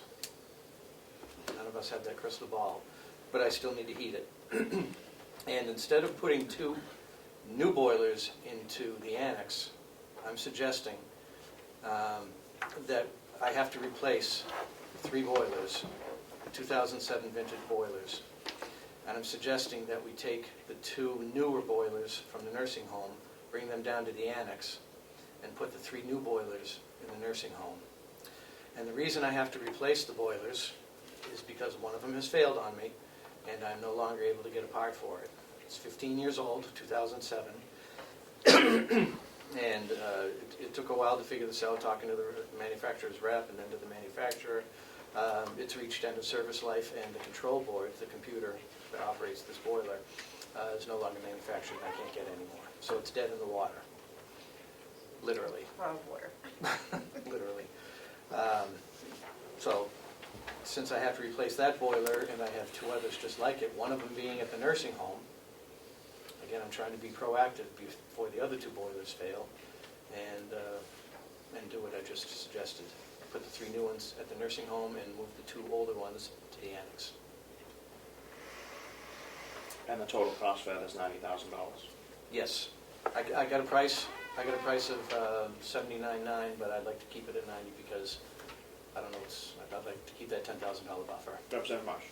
Yes, thank you. I recently replaced the boiler at my house, which was approximately 40 years old at the time, because I no longer could get the same efficiency from the old boiler. So I understand what you're going through. But my understanding from that process is most of the cost of replacing the boiler is not actually purchasing the boiler, it's installing the boiler. So therefore, if you are taking the boiler out of a nursing home and moving it to another location, and then putting another boiler back where it is, you are probably increasing the total cost compared to just replacing boilers where they are needed. It would cost less if I replaced the boilers where they sat. Yes, you are correct. I don't think it's as much of a, there's as much disparity as you're suggesting, but you are absolutely correct in the principle. Thank you. Mine may be somewhat different from yours because mine was a steam boiler, but I do understand that there's, thank you. But, again, I think the county and the residents of the nursing home would be better served by having the 3 new boilers at the nursing home and relocating the other 2 to the annex. And those 2 are probably going to go in another 5 years also.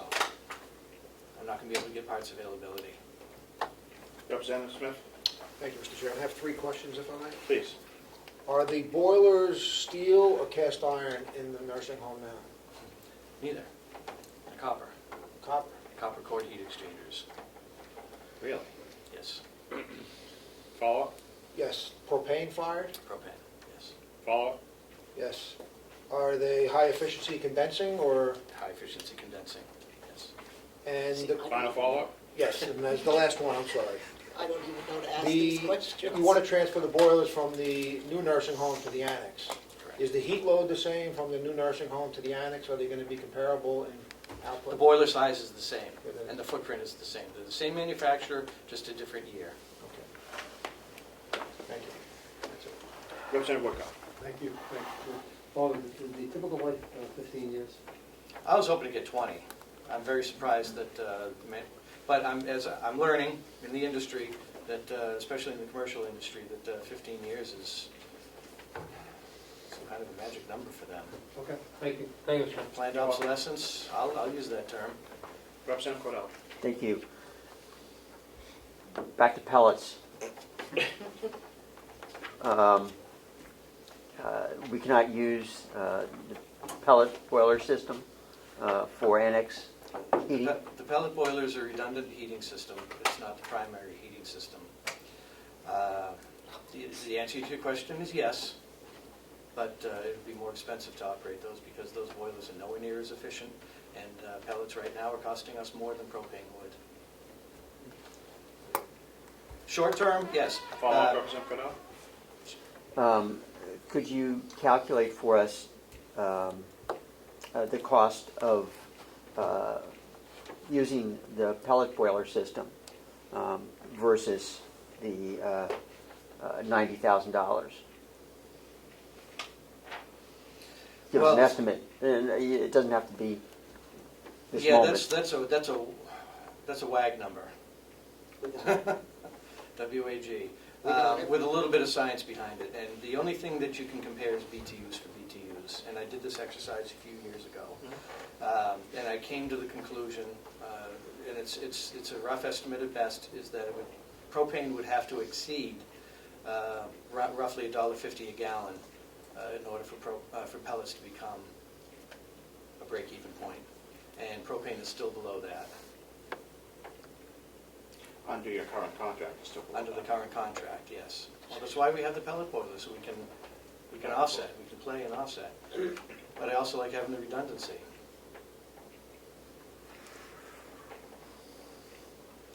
So your hand go up, Representative Baumberger. Okay. I certainly don't remember any discussion when Senator Shaheen got us the money to put in that pellet boiler, that it was to be a backup. We got it because it was energy efficient and it was better for the atmosphere.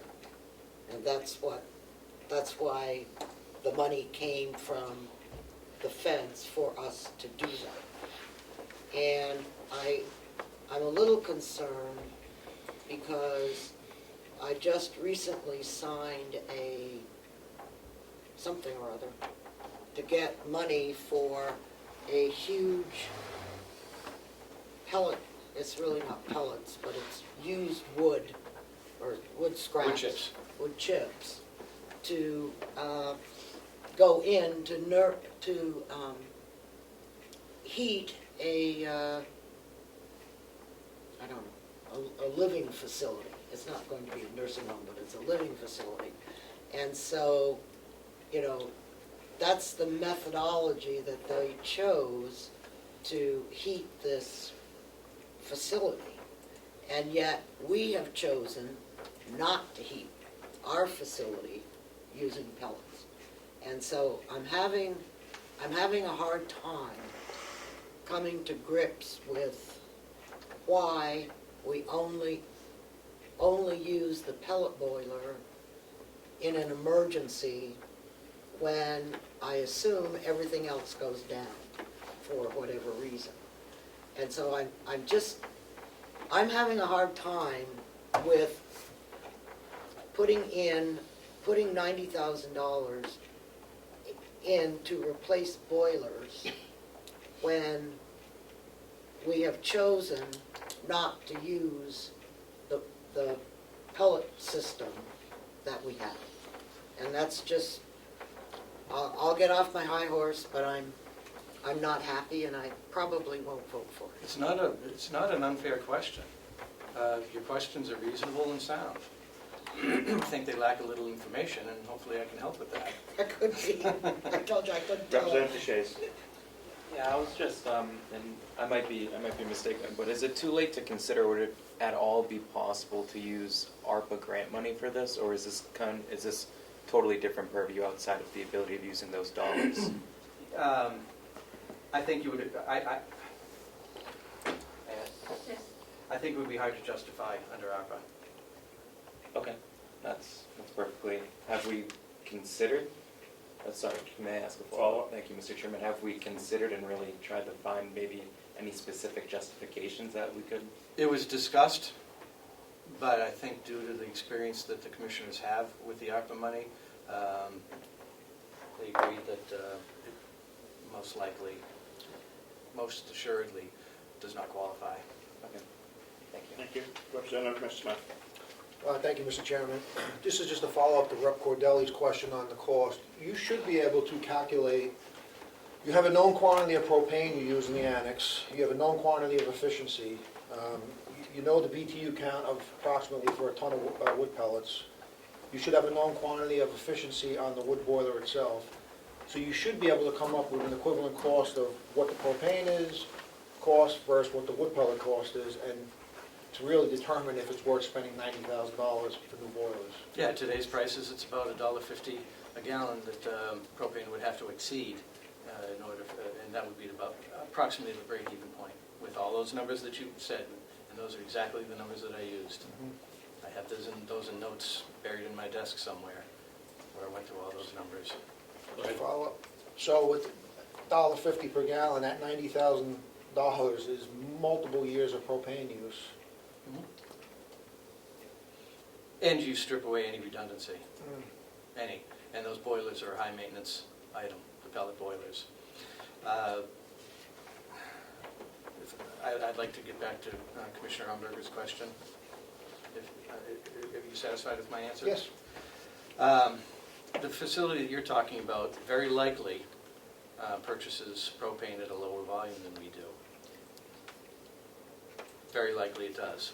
We have the benefit of purchasing by the tractor-trailer load, and we get an extreme price. I want to call it, because most of you purchase propane. We're buying propane. We just signed a contract for 2 years for $1.49.9. We're close to that $1.50 mark. You're Representative McTeer? But I'm pretty sure. Go ahead, Representative. Well, just two quick questions. I was going to ask, where are you getting propane for under $1.50, number one? And number two, it would seem to me that if you're using pellets, you've got, I think you touched on it, you've also got to hire somebody to pour the pellets in. So isn't there a totally automatic? Totally automatic. Totally automatic. We have a 30,000 gallon propane tank right outside that window. Yeah. And we get 10,000 gallons at a time, because that's as big as the tractor trailer can hold, and that's roughly filled up about every 10 days in the wintertime here, less in the summertime. So that's why we're able to buy it at $1.49.9 right now. We were buying it at $1.07.9 last fall. So who's filling it up? Yes. Who? What company? Eastern. Yes, and they get it right from the rail yard down in Portsmouth. tractor trailer loads. So we're getting an extreme price. So we're able to use propane for a lot less money than most of the rest of the people are. And when those pellet boilers were installed, to lead to Commissioner Umberger's question, we were paying roughly $2.10 a gallon. So pellets made sense at the time, and pellets were cheaper. Pellets have gone up, propane went down, the balance swayed. It went this way rather than this way. So we minimized the use of the pellet boilers because it just didn't make sense financially. But they're there, we have them, and we have the ability to play the market, and I have the ability to use it for redundancy.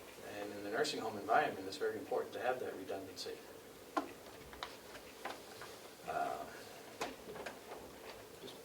Okay, who had their hand up first?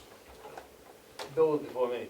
Representative Marsh. Yes, I just wanted to make sure I heard you correctly. You told us, I think, that the break-even point for switching to pellets was propane cost of $1.50 per gallon, and I believe you told us that you're currently paying $149.9 per gallon. I said that that's roughly the break-even point. Thank you. I think that answers my question. So we're sitting at the break-even. Representative Woodcock. Thank you. Well, I just referred, you said the 2007 burner, a boiler, is done. Yes, So regardless, you have to get one. correct. So it's really not, we're talking three, but regardless, you still have to get one. Correct. Minimum, okay. So, I'm in a situation. no, I understand that, I just want to make sure that we don't lose sight of the fact that you still, okay. Yeah, I'm down one boiler, but I have the potential of losing Both, right. the other two this afternoon Yep, and not being able to repair them. okay. I just, no, I'm, Okay. I was in water. This is a proactive request. Yeah, no, I understand that, For three. I think it's sound. Representative DeShays. I have your hand up. Representative Smith. Thank you, Mr. Chairman. How many gallons of propane does the annex use now?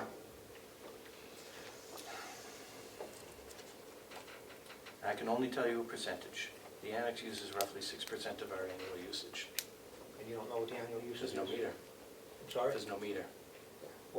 No, I understand there's no meter, but you get a certain amount delivered throughout the course of the year, don't you? One tank that's piped through to all the buildings in the county. We use a percentage basis. I understand that, but how many gallons do you buy a year? How many gallons did you buy last year of propane? 100,000 gallons, 50,000 gallons? I can give you a dollar amount. I don't have the gallon amount in these notes, but I can give you a dollar amount. In 2021,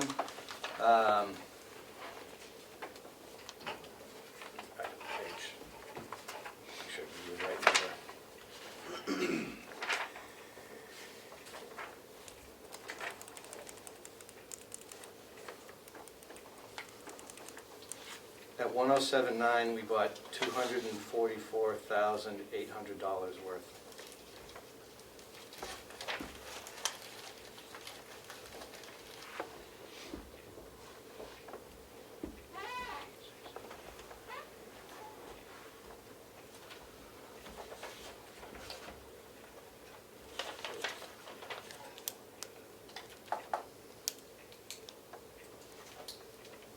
Follow-up, Representative Smith. Yes, so that's 10,000 gallons roughly of propane you used for the annex last year. I trust your math. So follow up. Follow-up. That $90,000 for the boilers at $1.50 per gallon comes out to 60,000 gallons of propane. So that $90,000 theoretically could fuel the propane bill for the annex, is what I'm saying. Potentially. I'm not going to disagree. And I'm just correlating that to the pellets, fueling with pellets. I want to make sure that you understand the basis for my request here. I understand. There are alternatives. You're all exploring those alternatives, and I thank you as representatives for doing that as a taxpayer. But I'm exploring it as a proactive measure and the nature of the business that we're in.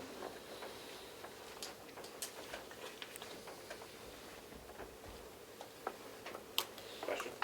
Representative DeShays. Thank you, Mr. Chairman. So you want to, so the $90,000 is to buy 3 boilers, but could we theoretically buy less boilers and just start using the pellet system, so to decrease the cost, or do you think we 100% need to get 3 new boilers? Again, you're backing out of my redundancy. I don't like not having any redundancy. Those pellet boilers, yes, they're a high maintenance item, but they are not to be used as a primary heat source. They're a secondary heat source. Thank you for clarifying. Thank you, Representative Nelson. Thank you, Sam. What's happening with the annex? Is that part of the whole, if the annex disappeared, what happens?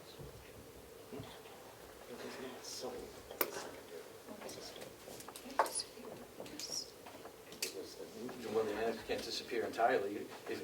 From my perspective as maintenance director, you'd still have to leave a certain section for the pellet boilers.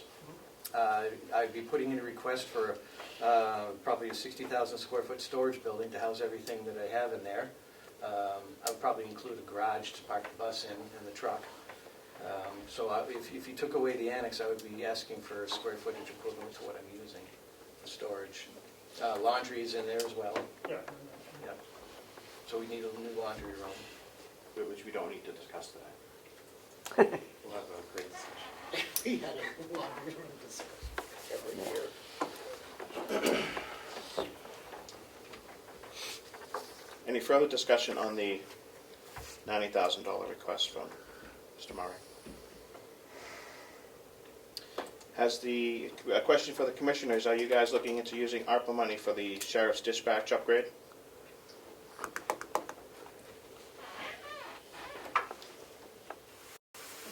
you say that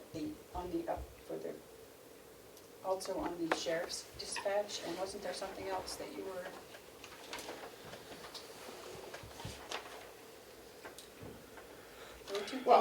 There were two things that you wanted to send back to us, the sheriff's dispatch and what was the other thing? My mind's gone. But anyway, it's a, to answer your question, no. Okay. So the commissioners are asking for a $90,000 increase in the budget through Mr. Murray, with no offsetting decrease in any other area. Okay. There was a decrease when I removed Mm-hmm. those other items. Right. I think It everybody helps. knows what I'm talking about. If there's going to be a decrease in the sheriff's budget, this $90,000 makes it easier to be palatable.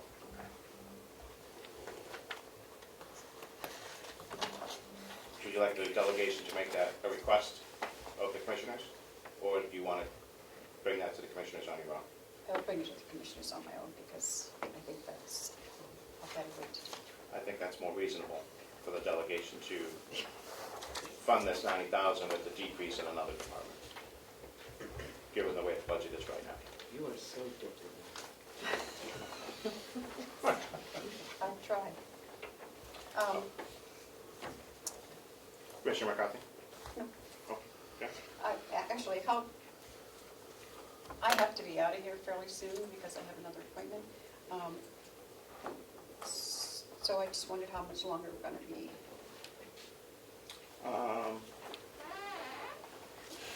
We will revisit Bob's $90,000 after we get further clarification from the commissioners. Is that okay, or do you need an immediate answer? No, because like I said, I'm not in an emergency situation. This is something that I have to address this year. Well, we have 6 weeks to finish the budget, so you'll have your answer within 6 weeks. That's fine. Okay. That's fine. Commissioner McCarthy? If I may, we discussed the boilers and doing under ARPA. We're not clear on that.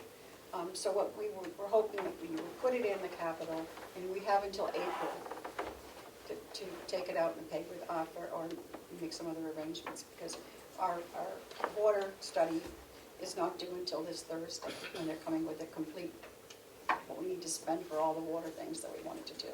Mm-hmm. So As of this point, how much ARPA money is left that is unexpended? I don't have the exact amount to bring you. The only thing that we've really expended is the stipends. That's all. Yeah, you approved my flow machines, And but we I haven't approved spent his the flow money yet. machines, and we have approved a lot of the nonprofits, but the money has not gone out yet. Okay. Any further requests? I think our request is pretty clear. I think that would be a little bit more the way we would be looking to go, because if the 90,000 is not covered by ARPA, we should be able to get an answer with that in a couple of weeks. Yep.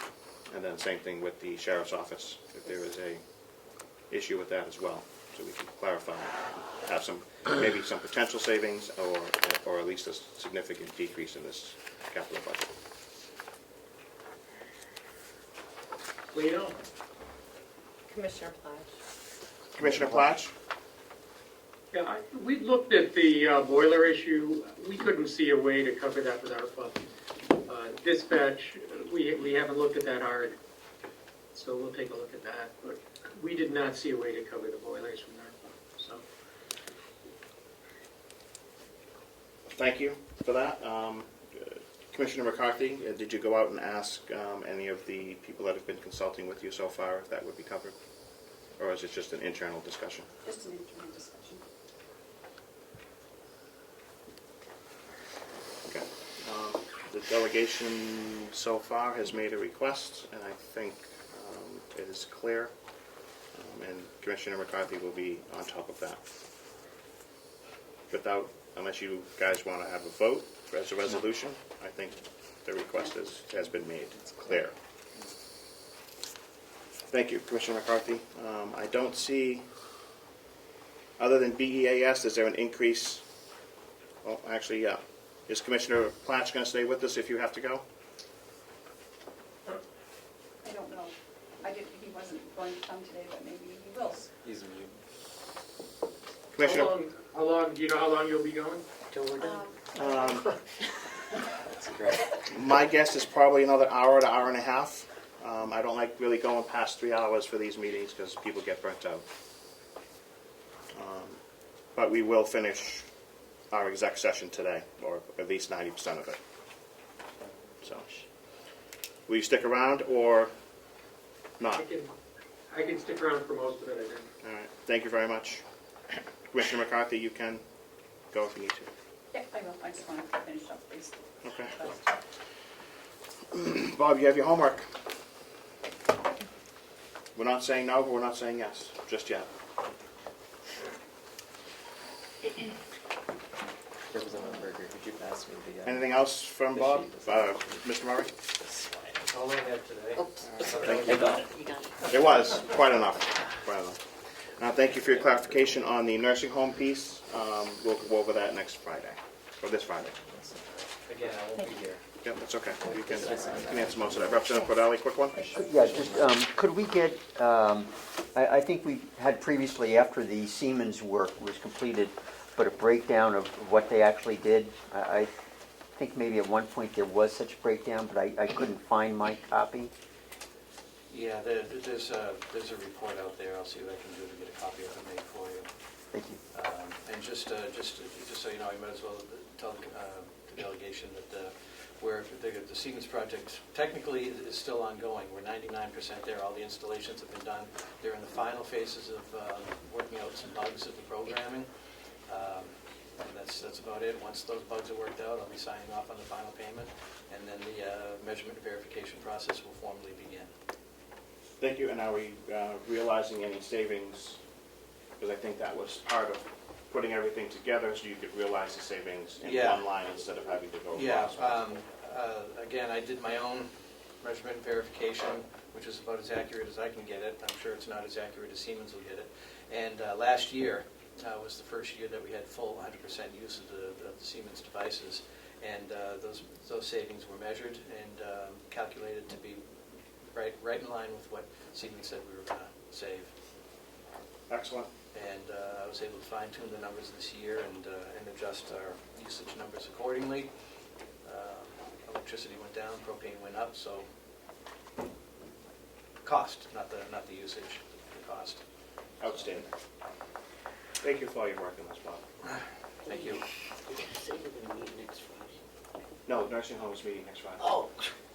Mr. Chairman? Yep. Since you brought that subject up, I would like to register, I don't know if the correct word is protest, but you specifically asked the members of the subcommittee if they would be available on Friday afternoon.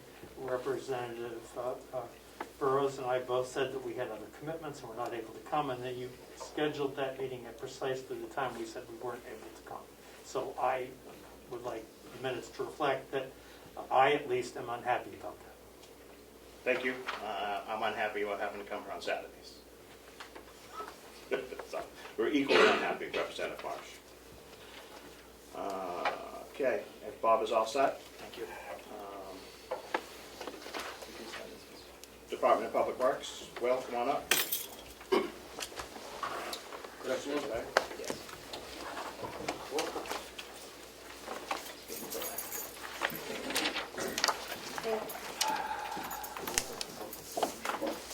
You want to introduce your budget?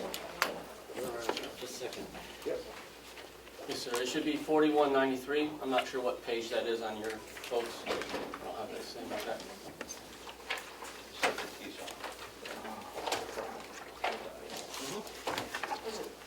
We should all have a separate piece, I think. Yep. Yep. Is it just for DPW? Yeah, we got this morning. Yep. Okay.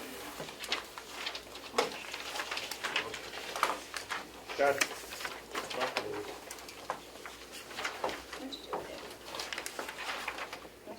What'd you do with it?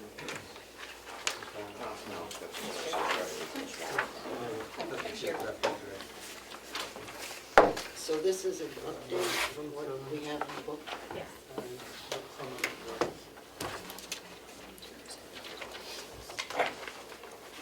Can we know what the update was?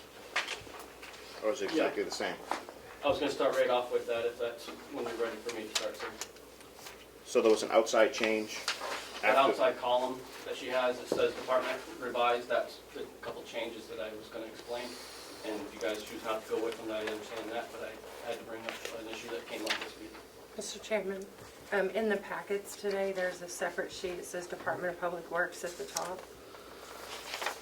Because Director DeWitt is bringing forward a request to increase the salary lines above what the commissioners had proposed.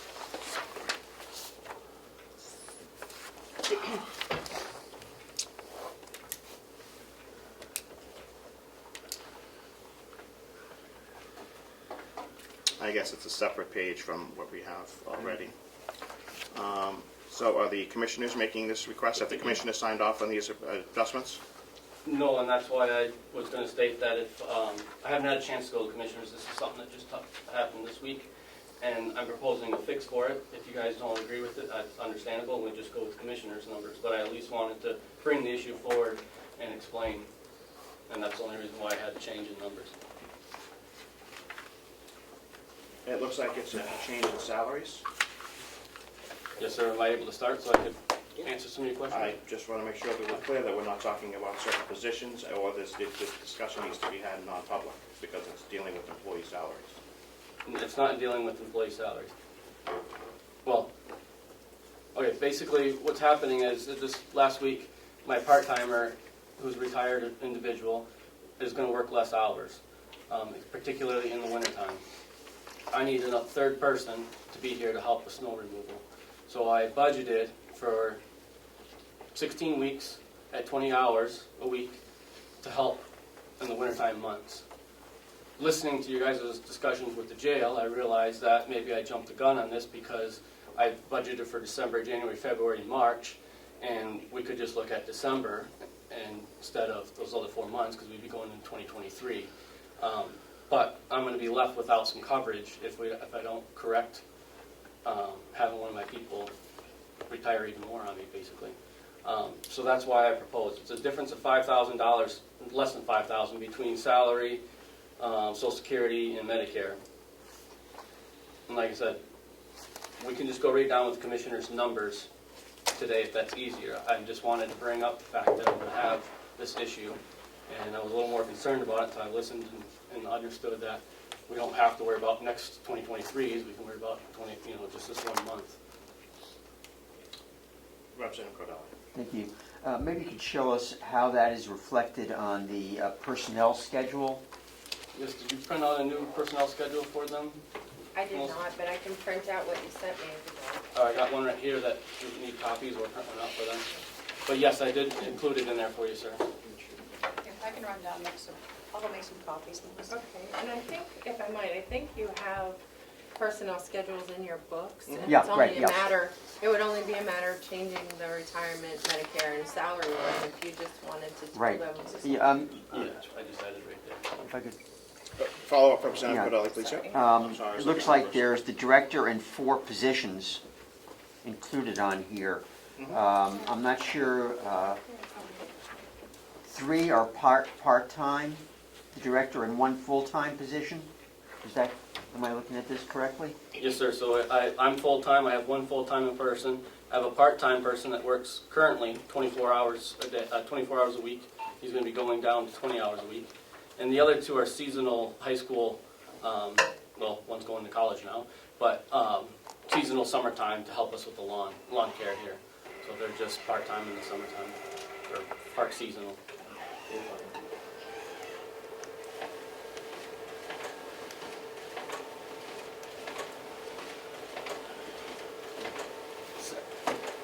Representative Umberg, I'm sorry, you guys, I'm just reading these numbers. Okay, I'm trying to also, so the director and the maintenance guy are full-time, is that correct?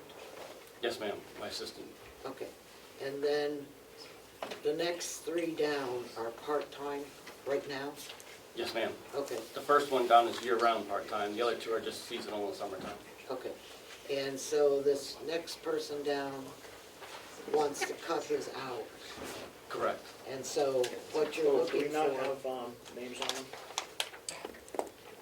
Time for Sorry, the I back. didn't realize they had names. what we're looking for, what you're looking Thank you. for is Sorry. someone to cover those hours, Correct. his hours. Correct. And that's year-round? No, ma'am. Basically, Okay. he doesn't want to be here during snowstorms with us anymore. With his age and driving on roads, he doesn't want to be here. Excellent worker, and I want to keep him on for other things, but I'd like to find someone that would help us during storms, is what I'm trying to accomplish, because I need a minimum of 3 of us here during storm events. And I know that we have gone through contracting all this out for snow plowing. So, The Representative Smith. Thank you, Mr. Chairman. This 16 weeks at 20 hours per week for part-time for snow removal, I assume that's only when the snow flies. You're not paying them 20 hours a week and filling them with other stuff to do. Yes, sir. It may, if we get weeks where we don't have a storm, it'll be less, obviously. But I was just putting in a general figure for a 24-hour storm, maybe 20 hours a year.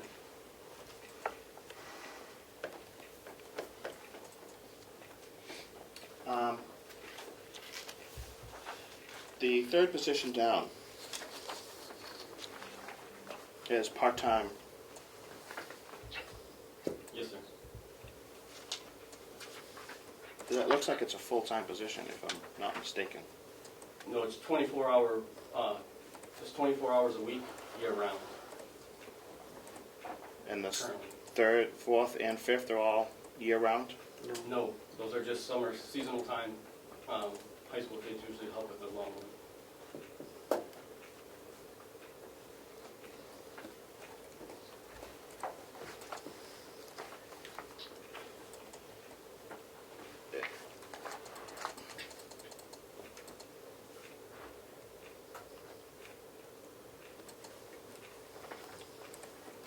Any other questions on this section? Representative Woodcock. On the whole, Chairman, on the whole thing? Um, Just the salary line? We're just discussing the salary line for right now with Thank you. Thank you.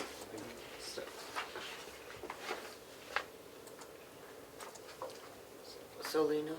Representative Umberger. Yeah, so this salary line would go down because we're only hiring the extra person come December of next year, or this year. Is that correct? Yes, we could go back to, I think that we could go back to the commissioners' proposed numbers, what the commissioners have said that they approved. We could go back to that because we're only talking about a couple of storms in December. And if I get the permission to do this plan, I didn't realize I was planning for the whole winter, and now realizing I only plan for December. If I get this permission from the commissioners to plan from December, I'm sure, as most years, we don't use up all of our overtime, and we could adjust some of that to help out for those couple of storms. Because I didn't, like I said, I was planning for the whole winter. Now I realize we're only talking December. So we could just go straight down with the commissioner's proposed numbers and don't worry about that new idea on the side. Thank you, Will. And I apologize for being confusing there, but I was worried about the whole winter and not taking into account that we're only worried about through 2022 this year.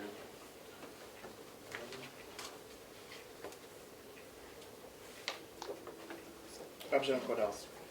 Yes, I was just wondering if you possibly had the end of year for overtime.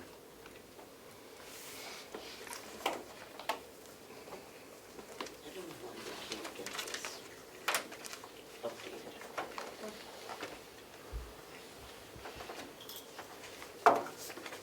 I'll take care of that. I'm working on it. Yeah, thank you. Do we have an end-of-year number for overtime? Well, in your department? I can give you as accurate as I have from yesterday what the finance department gave me. Closer than we are right now with September. They gave me a number, you want the remaining balance or how much? The remaining balance that we have is $41.61. So you spent $840. Yes, sir. That's because it only snowed during the day. Well, it was a horrible hay season, so we didn't use as much overtime in the summer either.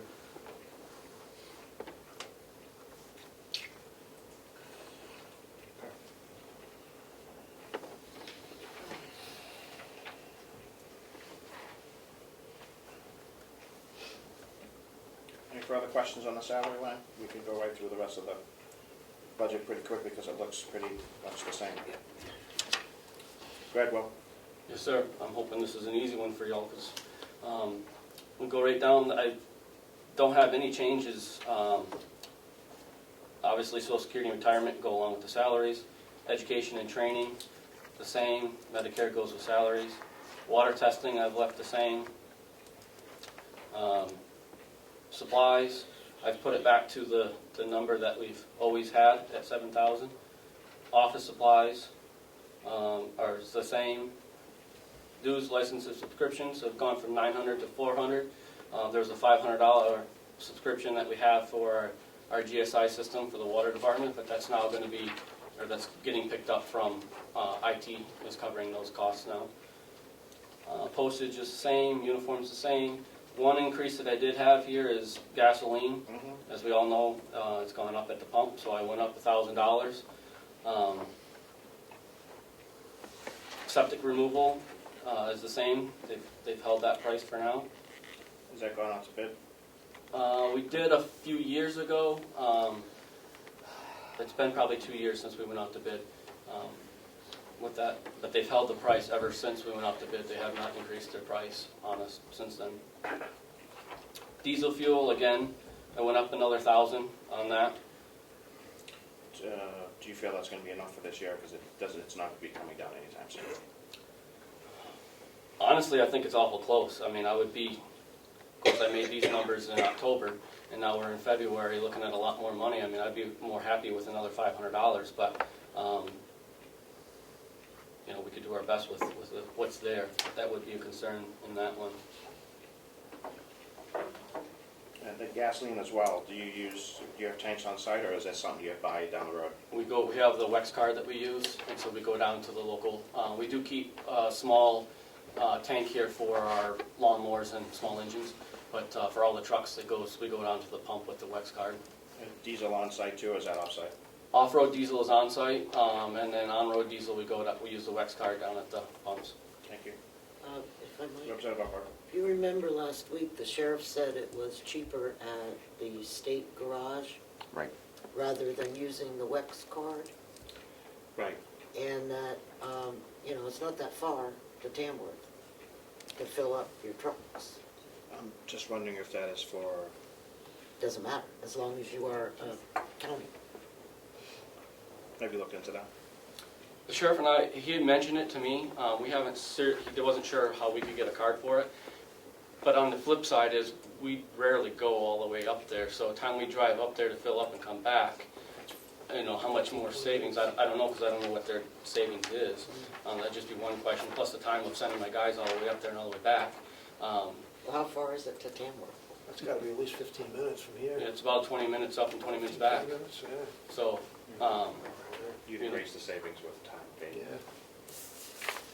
if it was dramatic, it's something we could definitely look at. On occasion, like every other Wednesday, for example, we have to go up to North Conway to take samples, and we could hit the truck and fill it up there, and on the way back or whatever. So there is little bits and pieces, but on a regular basis, I'm not sure that it would be that financially savings for us to spend that time to go all the way up there and back. Well, I certainly would look into it Yes, ma'am. as a, because the sheriff said I do that because it's a lot cheaper. Right. That's all I know. Do they have diesel up there as well? I don't think they have off-road. Do they have diesel up at that shed? I'm not sure, to be honest with you. I believe they do. We only have one vehicle that's on-road diesel. Anyways, the rest are gas. Okay. For on-road. Perfect. Well then, I would look into... The sheriff's. Was a question Oh, or Sheriff comment? Fishardi, do you want to clarify that for us? If I may. Of course. It does have diesel, and right now, I believe it's about a 70 or 80 cents a gallon savings. And we certainly can look into see if the county, other than law enforcement, can fuel up there. Thank you. I was just concerned that it was, outside of law enforcement, it might be a different price or not allowed on those, on that property. Because all the state trucks, doesn't matter what it is, all use that. Yeah, I know they haven't, the one in Wakefield has them at the yard. Sheriff Fishardi, would you work with Mr. DeWitt on clarifying what he needs answered? Certainly, yes. Thank you very much. Okay, thank you. That was diesel. Yep. Advertising, we left the same. Telephones are the same. Travel expenses is $1. Equipment release is $1. Vehicle expenses, we lowered that from $7,000 to $4,000, which is where we normally are. Salt, sand, and ash, it's at $15,000. I was very, as we all know now, but at the time this fall when I called, very shocked that salt went up as much as it did. It did. We get the state bid price, but still it was a fairly large increase there from around 58 to $73, $74 a ton. We had enough. What happened, I think we'll be okay on that number, is where I'm trying to go with, is we had enough. I needed to buy a load the way it got delivered and ordered and everything. It was going to have to happen. We encumbered some funds basically from 2021 because of the date and how it landed to pay for that. And because of that, that one's lasted us a little bit longer. I think we got enough buffer of money in there to absorb that extra cost going through this year. It may be something, if it holds at these costs next year, we may have to look at increasing. But I think that having what we've done with the lack of, last winter wasn't as bad, and being able to carry over a product and whatnot, I think we're going to be okay at that price. Okay. Chemicals, we budgeted $1,000 last year, $1,000 again this year. Is this Representative Umberger. Is this chemicals for the water system? Yes, ma'am, it's hyperchloride. Didn't that go up significantly? I've been okay. It might have gone up, but I've been okay to handle with this this number and the amount that we use. Are you looking at the right number? 076? Yeah. It looks like it's overspent. It is. And I don't understand what that is, sir. I looked at the thing I got from finance yesterday, and that doesn't even exist. I spent $800, $809 or something like that. So I don't know what that 38 is there. I haven't spent that, and it doesn't reflect in the details that I got printed off yesterday. So that would be a finance question of why that has that there.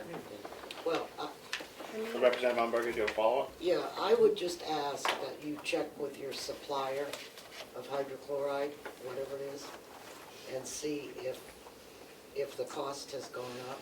Okay. I just bought it in December. So, yes, ma'am. I just got probably what's going to be, I usually only get about a year's worth at a time. We'll fit on one pallet because shipping is cheaper.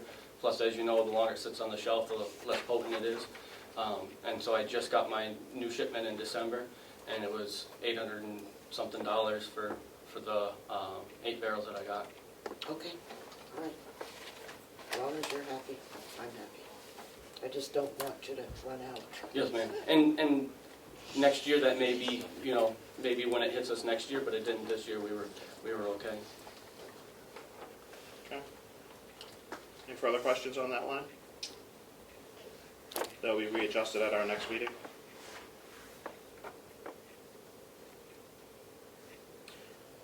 Maintenance repairs? Well, Yes, sir. Went back to the normal amount that we have at 8,000 that we normally budget.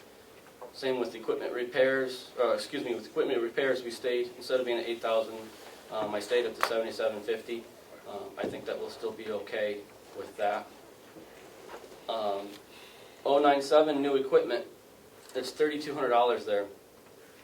$1,500 is what I normally budget for that line item. That is usually things like push lawnmowers, weed whackers, brooms, shovels. This year I had to buy a new sawzall, came out of there. Some things like that is the $1,500. The additional $1,700 is budgeted in there for the Boy Scouts would like to build a mini barn or storage shed over at the Blueberries, and they came to the commissioners this last year, and it was told to them that they needed to go through the budgeting process. We couldn't just come up with $1,700, and so I, being it's over in the Blueberries, got elected and put it into this line item for them, $1,700. I don't know, they didn't give me any update. The costs have changed with that, so I'm not sure, but that's what they had requested before, so that's where we inserted it for this year. So $1,500 of that would be for, as usual, for our department. The other $1,700 would be for the mini barn or shed for the Blueberries, the Boy thank you. Scouts. Question on that is, would that be county property or would that be their property? County property. So the county would be putting it up for them.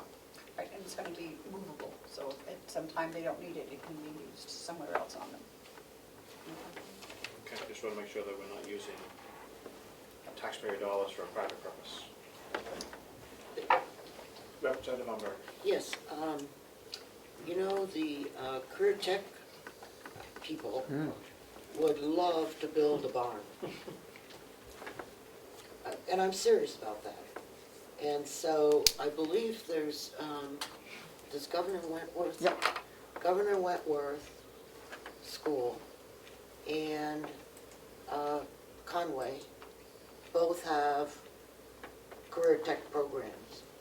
And maybe they couldn't do it all, or maybe they could only do part of it, but it would be a wonderful idea if you contacted them to see if they would be willing to put some time into building this barn.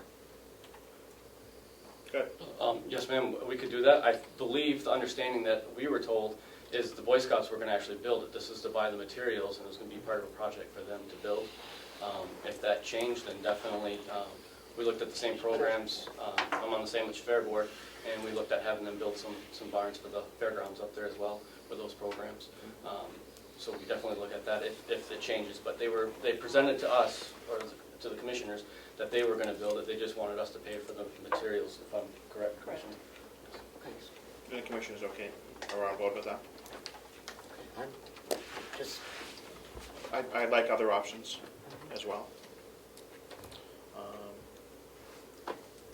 Representative Cordelli, did I see your hand? No. Purchase resale well?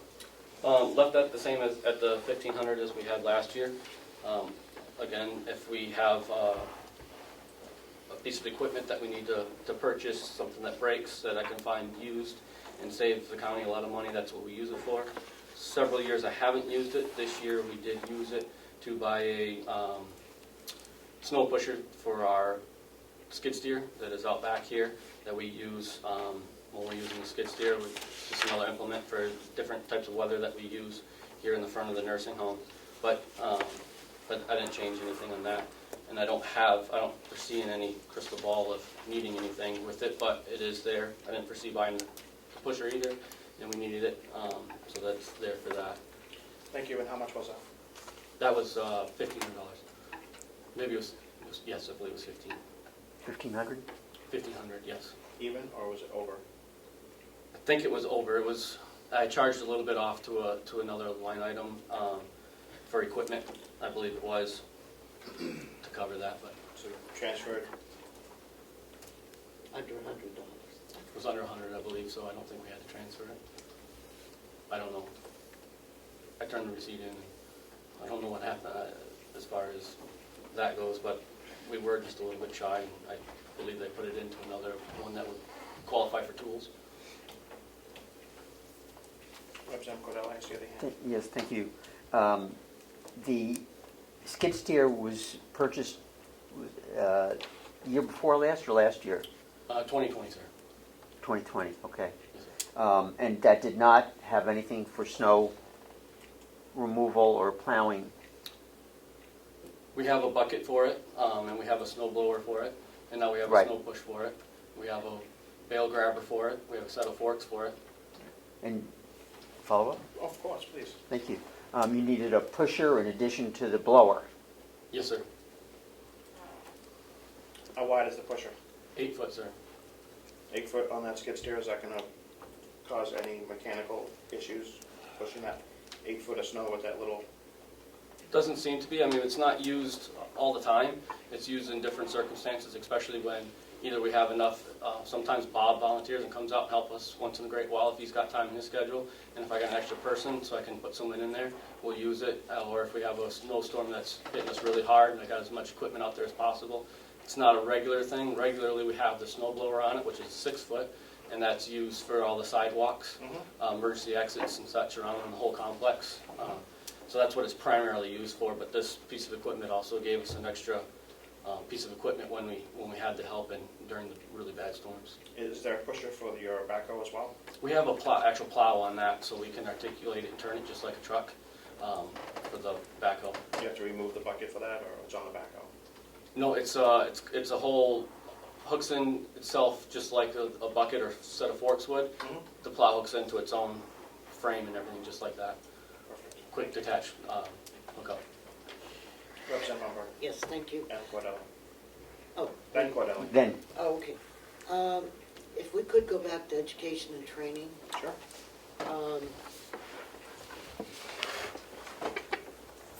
Do your, I don't know what you call them, septic people and water people need any continuing training? Yes, ma'am. And that 500 will cover that? Yes, ma'am. I'm the one that's licensed for the water, the only one licensed for the water. And then there's 2 of us for the sewer, myself and a full-time employee. We have to renew our licenses every 2 years. I have to have 20 hours of training. He has to have 10 hours of training. Generally, I just did mine last year, so I just got 3. Yep. So I'm good for 21 and 22. 22 and 23. He will be due this year. He's on the opposite 2 years of me. Okay. So 500 will definitely cover that. Okay, I was nervous. Representative Cordell.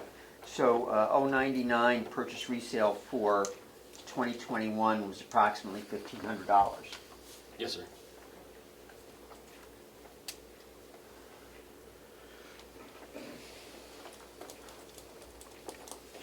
Any further questions on DPW? Representative Woodcock. Thank you, Mr. Chairman. They just have the bottom line for the 12 months. Yes, sir. This, I don't believe, is the final number, because I know there's a couple things still going when I talked to the CFO earlier today, but I can give you what I got from them yesterday. And you have that 3,000 error on 76.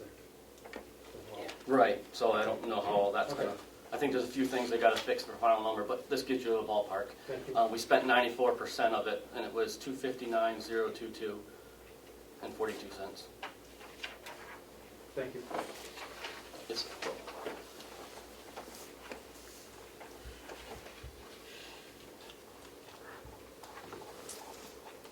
You want to go over your revenue? Yes, sir. Not sure which page you guys have it. It's on the 9. Be 7,000. Yep.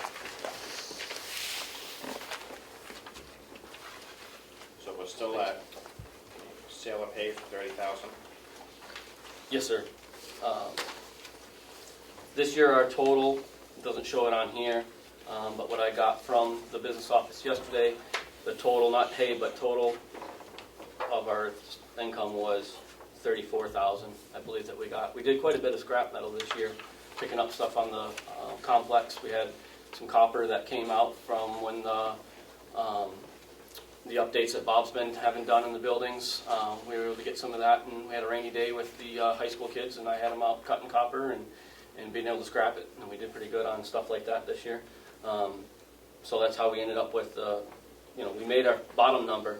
I believe on hay, we might have been 1,000 or two short on hay. This was, going on 15 years that I've been doing hay here in New Hampshire, 13 of them here at the county, and this is the worst season we've ever had. And if it wasn't for the round bale and the wrapper, we would be even looking at much worse. But so I'm comfortable with staying at 30,000. Every year, other than this year that I've been here, I've always exceeded that, and I expect to exceed it this next year if we go back to normal. But I like to give a bottom line number, so if I have a bad year like this year, I can get as close as possible to hitting that number, and that's why I set it at 30,000. And really, we don't have anything. I got a little bit of wood kicking around out there. I might be able to try to get rid of some local campgrounds, but I'm not sure the quality of the wood. There's a log landing that was used by another logger using it right away on our property, and they left some mess out there that we've been tasked with cleaning up, and I'm hoping to get, as I clean that up, get a few bucks of wood out of there that could sell to some campgrounds, but it won't add up to much, to be honest with you. Just trying to hit one bird with two stones, or however the saying goes, cleaning up and trying to make a few bucks out of it at the same time. Understood. Don't hit birds, it's not nice. And obviously we don't do the produce anymore, and then the other income is generally where we put in our scrap metal. And I don't know what we'll have this year. We collect it from all the departments here on the complex, and then usually take it up. If it's able to be sorted reasonably, we'll sort it out. And if not, then we take it up for up to Rickers, usually up in Tamworth there, and go on the scales and get a check from them on it. So that varies from year to year, so I don't like to put a number to say that we're going to have this or that with it. Thank you. Any further questions for Representative Shays? Thank you, Mr. Chairman, and thank you for taking my question. I'm just wondering, are any of these income lines, do we spend more money to create this income than what we're bringing in? I don't believe so. I believe that we spend a lot less. I think that's a trick question that we've gone through over the years at this table several different times. But to give you the short answer of it, what we spend on fuel, what we spend on fertilizer, baling twine, things of that nature, tends to be somewhere around the 10,000 to 15,000, maybe on high year, and we bring in 30, 35,000, 38,000 on some years. So that's my opinion and my short answer. I think others may differ with me at times, but that's their opinions, and I'm just giving you my short answer. Follow-up. What about cost of labor? That's typically the largest cost in any kind of operation. Yes, sir. Is the cost of labor, does it make it so then we're either breaking even or losing money? I still think that we're making money, and I'll also preface that by saying I wear several hats here on this complex. I'm your water person, your sewer person, your plowing, your lawn mowing. I'm going to be here to do those things, and if I can do this and make you money at the same time, I think it's a win-win, and it doesn't cost as much in the labor. That's my opinion. As I said, there's been other people who have different opinions, but I'm going to be here. We got the equipment, we own it, we don't pay any payments on any of it. Why not use, and we're keeping almost 90 acres that we do wide open here for future uses if it needs to be. And it's a good program. All of our hay pretty much goes to, 95% of it goes to Carroll County residents that buy all of our hay from here. Okay. And follow-up, sure. Just, is there any way you could possibly work with the finance department to get a breakdown of the total cost that it is to create this income? I'd like to be able to go over the different if that's okay. with the chairman for me to request that? You can certainly request it. We had, I think, a number of years ago, gone round and round with that, and getting an actual number would be difficult. The issue of clocking how much time was spent on Yeah, I would various imagine that's functions and difficult. everything, Right. and I think We had quite a difference of opinion at the end. Okay. Representative Woodcock, one Thank second. you. Just want to be clear, on the hay this year, that's an accurate number, 8883? No, sir, that's the September number. So, You said 34,000 was the total, yes, sir. so what's the hay figure, if you may? Let me see what the business office has that I can tell you for that.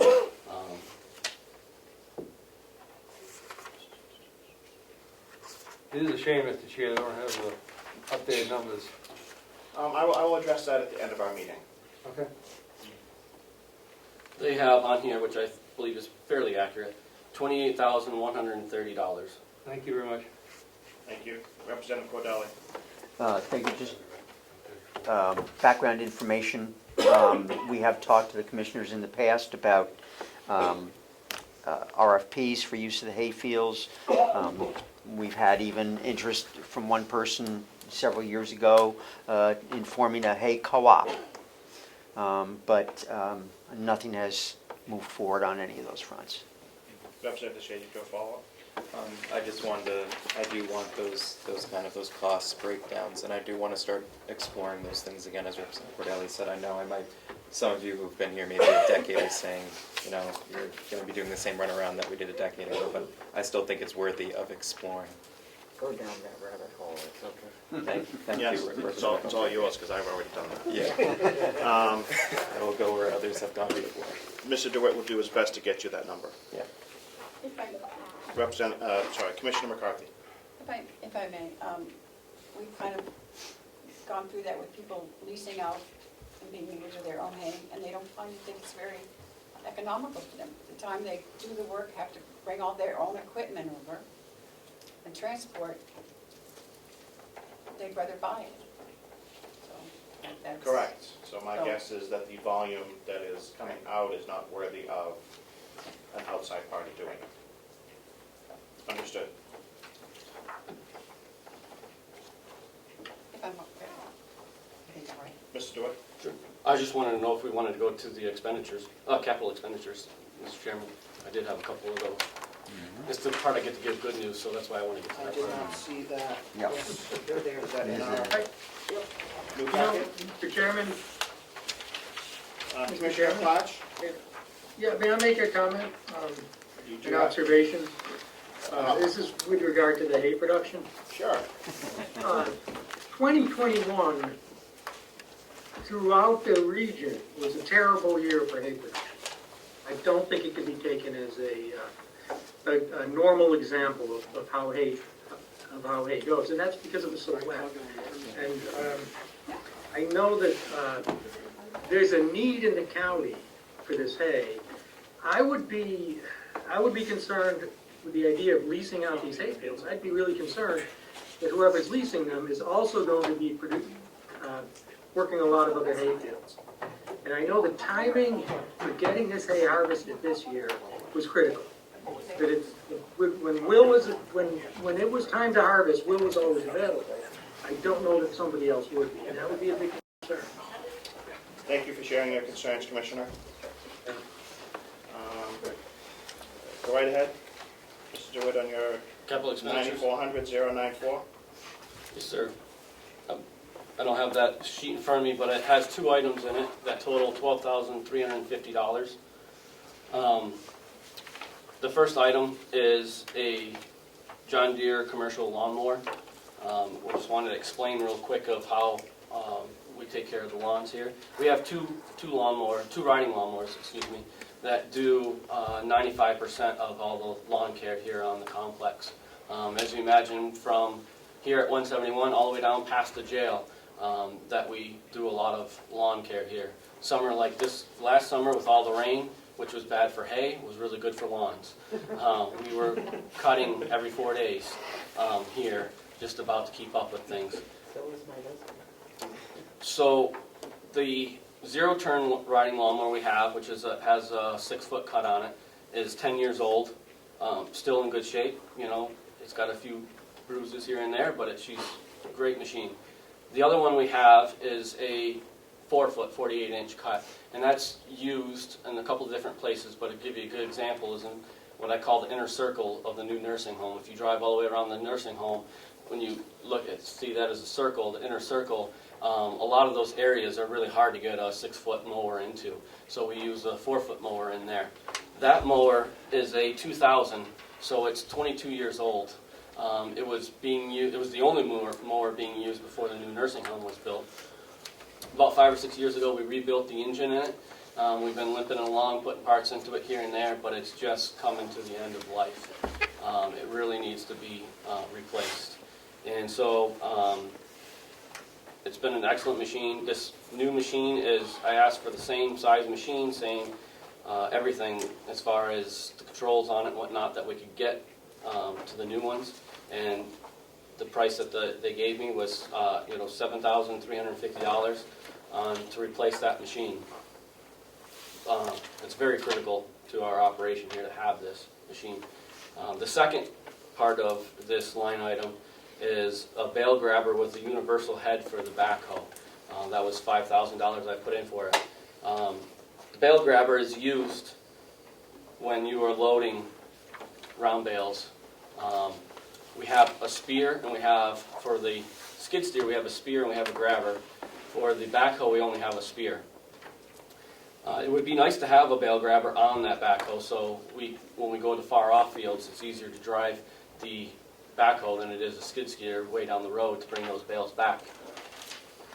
When I put this together in October, it was very important, and where we didn't have one, and we modified what we had, and we figured out that after I put the budget in, we can do with our modifications. This isn't a year that I have to have something like this. And so, as much as I like it, I've also conceded that that's $5,000 that we could cut off of my capital expenditures for now. It's just not as high on the priority list, and it certainly isn't anywhere nearly as high as that riding lawnmower that we need to keep this complex looking good for the residents and the families and visitors that come here. So, not very often I find something that I can help give back, but I feel like this one, it would be important, it would be nice to have, but it's a nicety, not something that has to be. And right now, I don't think it's developed to have to be. I think it's still a nicety that could be done without for a little while. Thank you, and I'm good. Mr. Chair? No, go ahead. Mr. Chair, may I interrupt for just a moment? Anita Burrows asked me to ask Melissa to let her into the meeting, please. Okay, yeah, Mel's out of the room right now. She'll be right in. Okay, I'll let her know. She texted, thanks. Representative Cordelli. Thank you. And if the lawn tractor is approved in the budget, you'd be going out to bid for that, correct? Oh, definitely, yes, sir. Anything over $5,000, I have to go to bid. Follow-up, Representative Cordelli? Not at this time. So the number is just from a local merchant that would give you a number to replace the tractor if you just went out and bought it. Correct, I called up to, Don't have to say who. okay, a local one. I understand. Okay.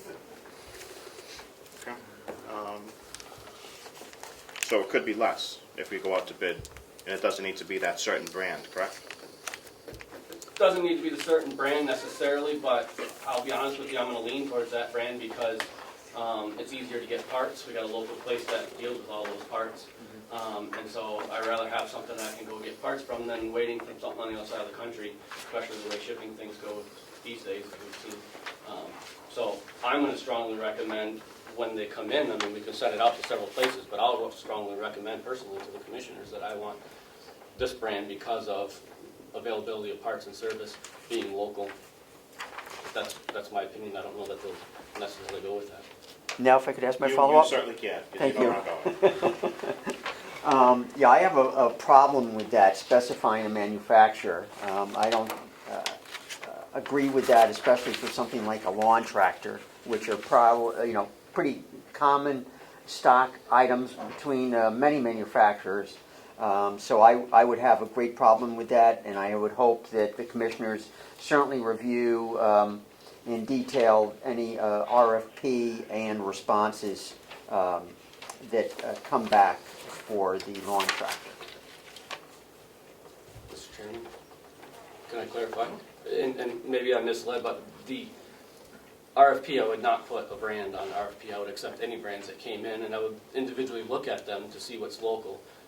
Just saying that we've had good experience with this and have it I local. understand your position. Yep, I just want to thank make it clear that I'm discounting anything on my options that I suggest to the commissioners. I'm just saying that that's what we've had in the past and it's worked. But it would be any brand that would go out for bid, obviously. Thank you for clarification, because that would be, Representative Woodcock. You said you have a John Deere now, and you're trying to match up the specs and the alignment and the operational process for that, right? Yes, sir. That was your intent? Thank you. You're trying to match up, basically. Match up the specs to what we have. Doesn't have to be that brand. Perfect, yeah, that's fine, thank you. Yeah, just a 48-inch deck tractor. Right. Thank you. Mr. DeWitt has offered a $5,000 savings. Is there a motion? I'll make the motion to change the DPW request to $7,350 in capital expenditures. Do we have a second? Second. Thank you, Representative Woodcock. Any further discussion? Clerk, call the roll. We have 2 members on Zoom. Yep. If I have it. I took a note of who's here and who's not here, Mr. Chairman. Representative McDonald. I know. Yes. Representative Deshaies votes yes. Representative Bucco. Yes. Representative Umberger. Yes. Representative Cordelli. Yes. Representative Nelson. Yes. Representative Knurk. Yes. Representative Marsh. Yes. Representative Burrows. I abstain, I wasn't here for the whole conversation.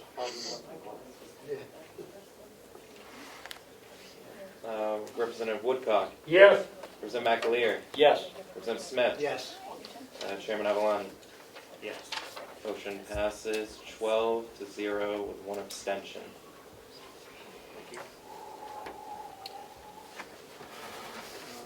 Any other items to go over, Mr. DeWitt? No, sir. Just would mention that we have a lot going on with the ARPA and the water department. So hopefully you've all been hearing about what's going on there. A lot of exciting things to update. We haven't had any good updates in the department in over 20 years. So there's a lot going on with that, and which is definitely going to keep us really busy. But I think it's all good stuff coming forward.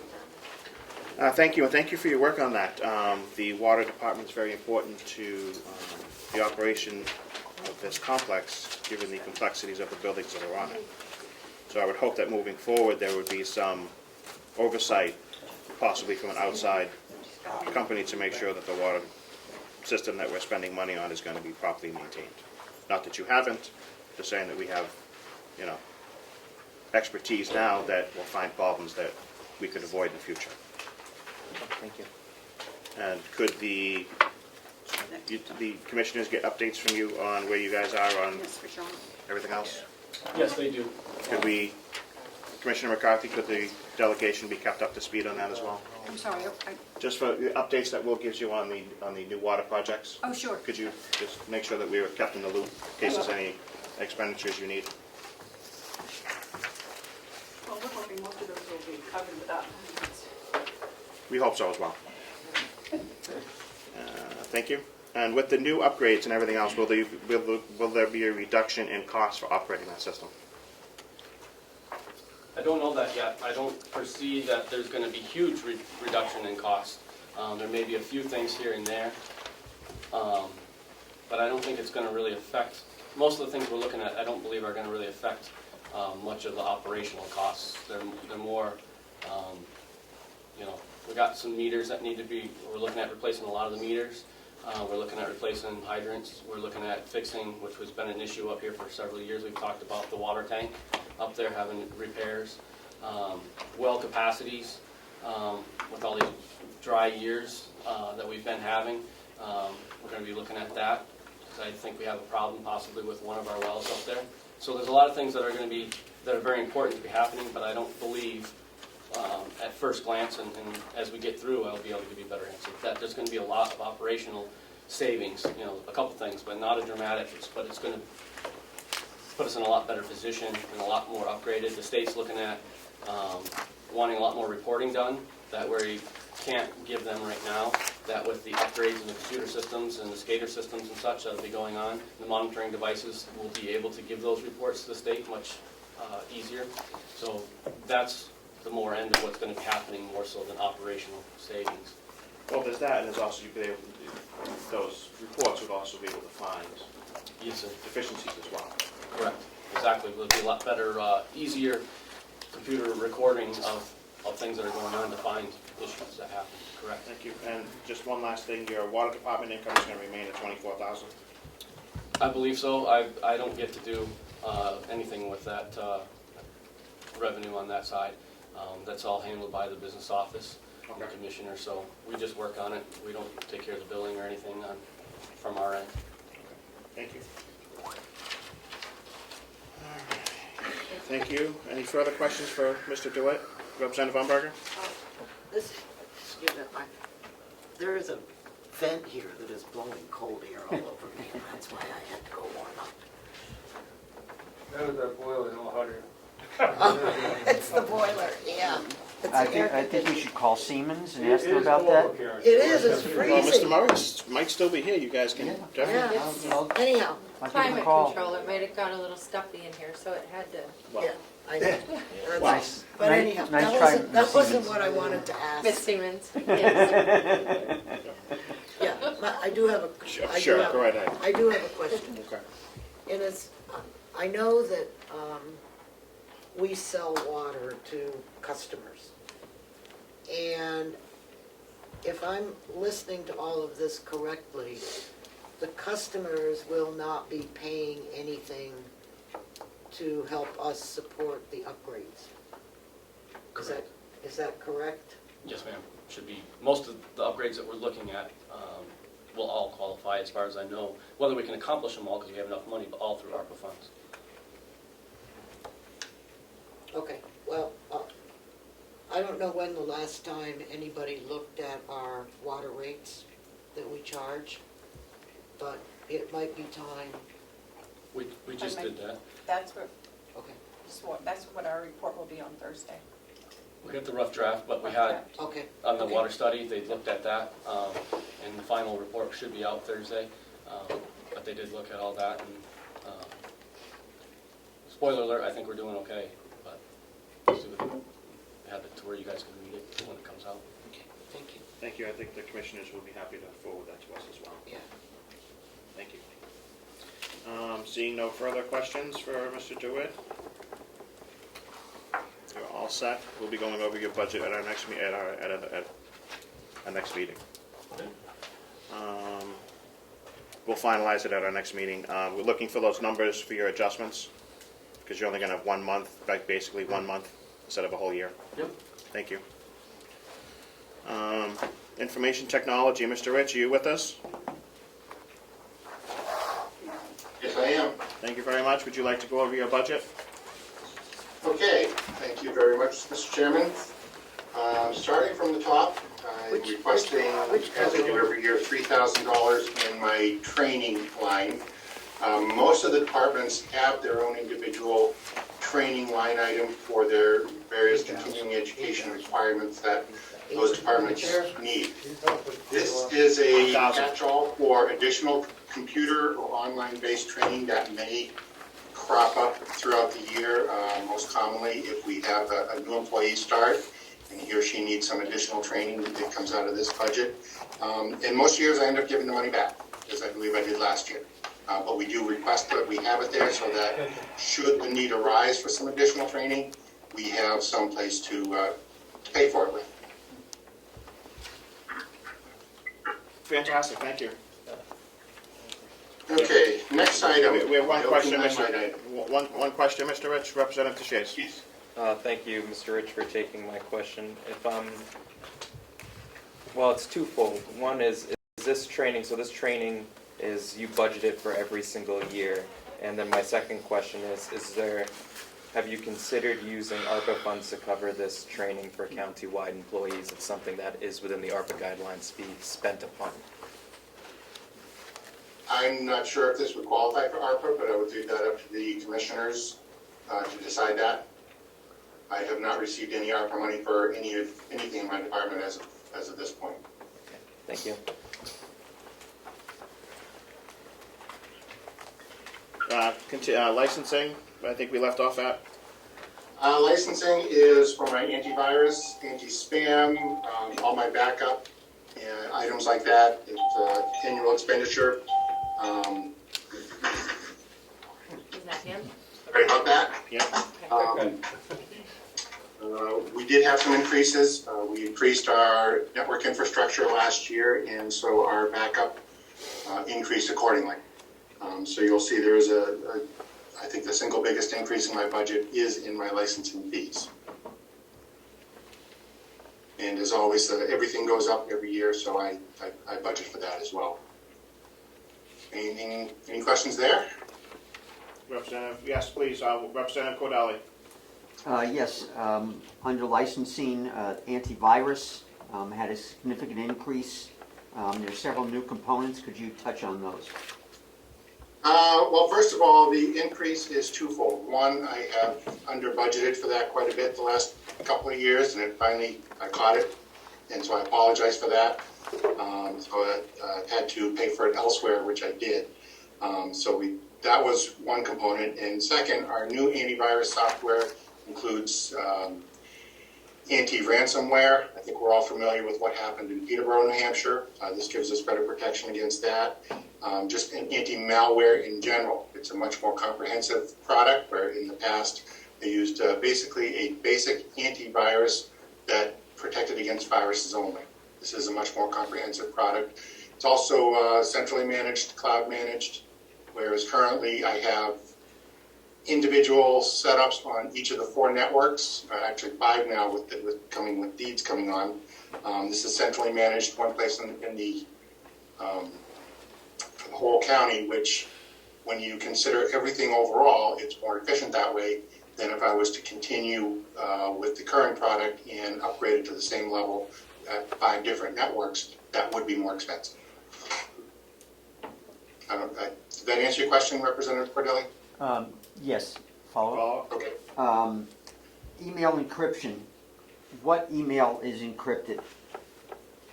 We have a number of employees throughout the county that email resident and resident families primarily, as well as HR, where they have the ability to email back and forth with other parties.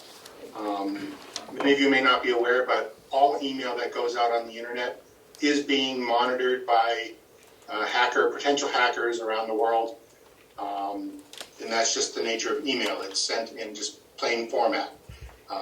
We have the ability for certain people, and we do it on a mailbox by mailbox level for just those who need it, to be able to communicate with other parties in an encrypted manner. I'm sure you're all familiar with encryption services that your bank uses. That's probably the most common one, where you can email back and forth with your bank representatives. We have the same capabilities here at Carroll County, and again, it's only deployed for those who need it, and it's mostly for medical records and HR personnel. Business office as well has the ability to use it. It's not deployed countywide because the vast majority of the employees here simply don't need it. One more. Follow-up? Yes, I would just ask that the commissioners review that as to whose email is encrypted and whose needs to be encrypted. I don't think we need to go into the exact mailboxes or anything in a public session here, but I ask that the commissioners review that. Commissioner Plotch? Yeah, I'm Yeah, we'd concerned be about some happy other to. departments that should be encrypted. Thank you very much. Good idea. Thank you, Commissioner. Commissioner McCarthy has left, so you're our commissioner. Right. Supplies and repairs, Mr. Rich? I've level funded this every year that I've had my own budget. This is for all the miscellaneous stuff that crops up throughout the year. Switches, cables, repair parts, anything along those lines that the department needs to purchase to help keep the system running.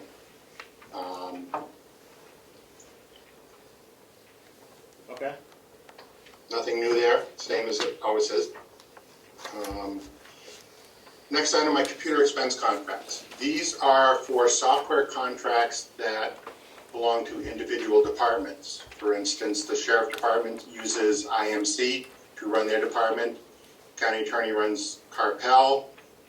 Jail has they have several packages that run the jail. And these contracts are to support those particular software products.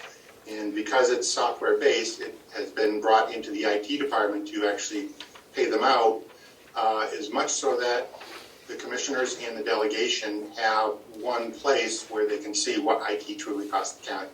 And it's all centralized in my budget for that reason. I don't think we've moved anything new into my department in the last year or so, but historically, anytime one of these contracts came into my budget, the other department's budget was reduced accordingly. So it was just it was a one-for-one trade. Representative Cordali. Thank you. Yes, could we get a breakdown of what software packages are included in that as opposed to county-wide contracts? The countywide contract is basically support for our website, which is used for all departments of the county. Our Avenue accounting system, again, is used for all departments of the county, as well as my IT contract. We used to have Kronos for payroll. We don't have that anymore, so that's come out. But we do have Checkmate, who operates or helps us with our payroll. And again, those items are county-wide for all departments versus any one piece of software that is dedicated to a specific department. Again, point-click care is what the nursing home uses to manage their medical records. The jail uses X-Jail. They have a commissary program. Both the jail and the county attorney have their online law library packages that are dedicated to those departments. And again, all those line items come out of this 066. I can give give the commissioners a more detailed list. I believe that it's in the spreadsheet that I've already provided them. I'm happy to go over that with them as well. Thank you. Do you have that list in front of you? I do not have it. Okay. I do not have it right in front of me now. Okay, Representative Cordell just wants a quick breakdown. Well, yeah, we can get the list maybe from the commissioners if they have it. Okay, well, whoever has that list, Mr. Rich. I will be happy to summarize that. It's kind of spread out in the information I've given them, but I will certainly put together a more detailed list. That'd be fantastic. Could you send it to myself, Commissioner McCarthy, and Ms. Siemens? And we'll get it out to everybody. Thank you very much.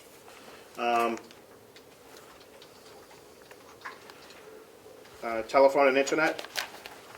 So this year, we got hit with an overage that we needed a line item transfer. And the biggest single item in that caused us to go over was our telephone usage. And more specifically, that conference device, phone device that's sitting right in front of you, Mr. Chairman, we pay 2.5 cents per minute for every minute that we use all phone lines outside of the county. And we were spending probably $75 to $100 a month in phone calls to run all the various meetings that happen in this delegation room. So that was the biggest single cause of my overage, and hence the increased request this year. You all might notice as you look up on the ceiling that we have a new conference device that we are on. We're actually at the end of the first week of a 2-week trial. I must say that from someone who has been listening to this meeting from the start, the audio quality has been excellent. The video quality is good, and I'm hoping that you all agree, because one of the things that it does is, while we do have we will incur a $50 a month charge to use it, we will then drop the close to $100 a month phone charges of that conference phone that's sitting right there on the table to offset those expenditures. And from what I can tell, the audio quality is considerably better. I had no trouble hearing any of you throughout this entire meeting. I look forward to that breakdown of that savings, because the delegation always enjoys saving the taxpayers' money. So if indeed we decide to move forward with keeping this conference device, it's called a poly station, the one that's mounted to the roof, because again, we're on a 2-week demo of it, I could actually reduce the requested increase on that 0968 line item. So I put that out there. Of course, when we did the budget, we weren't planning on doing this conference device. Fantastic. We're probably going to revisit your budget, obviously, down the road to exec it and pass it, so we can get that information if the commissioners decide to go that way, so we can have the adjustments to budget correctly for your department. Thank you. Thank you. New equipment. New equipment. Talk to that, because it looks like it's overspent.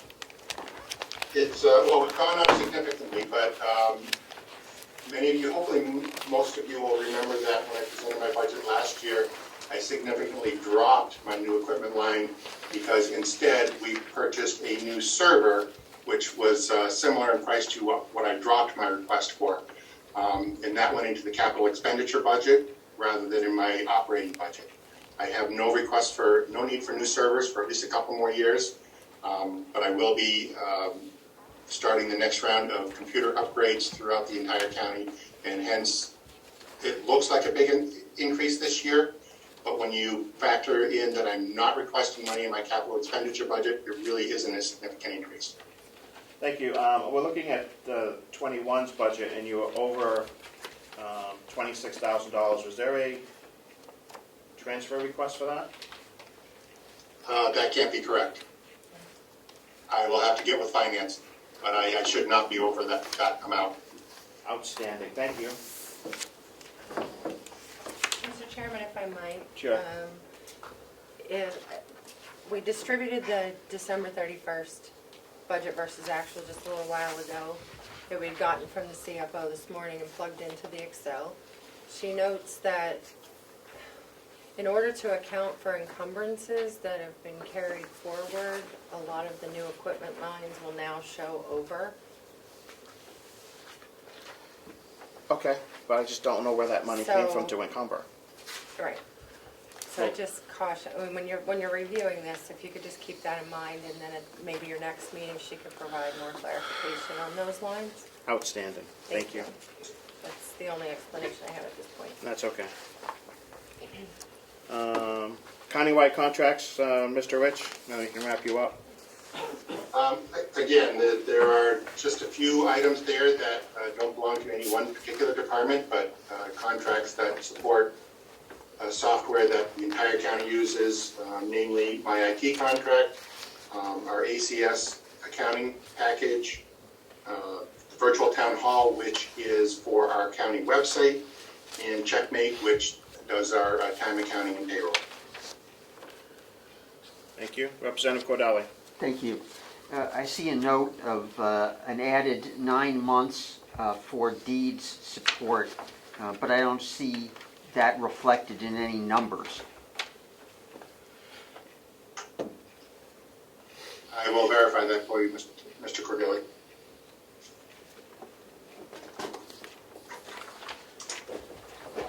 Thank you. So you have your homework there, Mr. Rich, for our next meeting.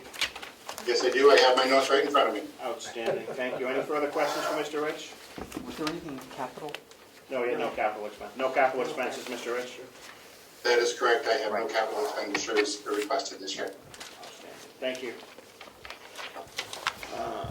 Okay, we are done with our work session on those budgets. We have some homework coming back for us for the jail, Department of Public Works and Information Technology. We'll be moving right into BEAS for our exec session to pass that number, which we were given at our last meeting. No, not at the last one. It wasn't at the last meeting. Next week, too? Last week we got the number. Last meeting, excuse me, which was last week. 4190.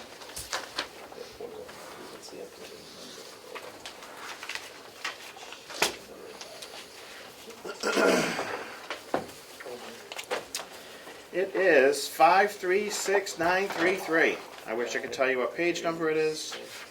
What was that again? 536493.37. It's Department 490, which is just before Department of Public Works. Oh.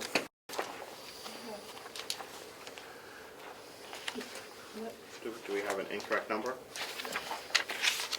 I would hope not. We just got this February 12th and February 11th. Page 8.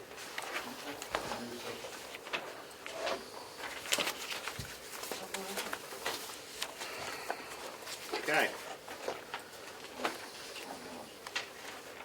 576-386, 5576-386 is the new Yes. number.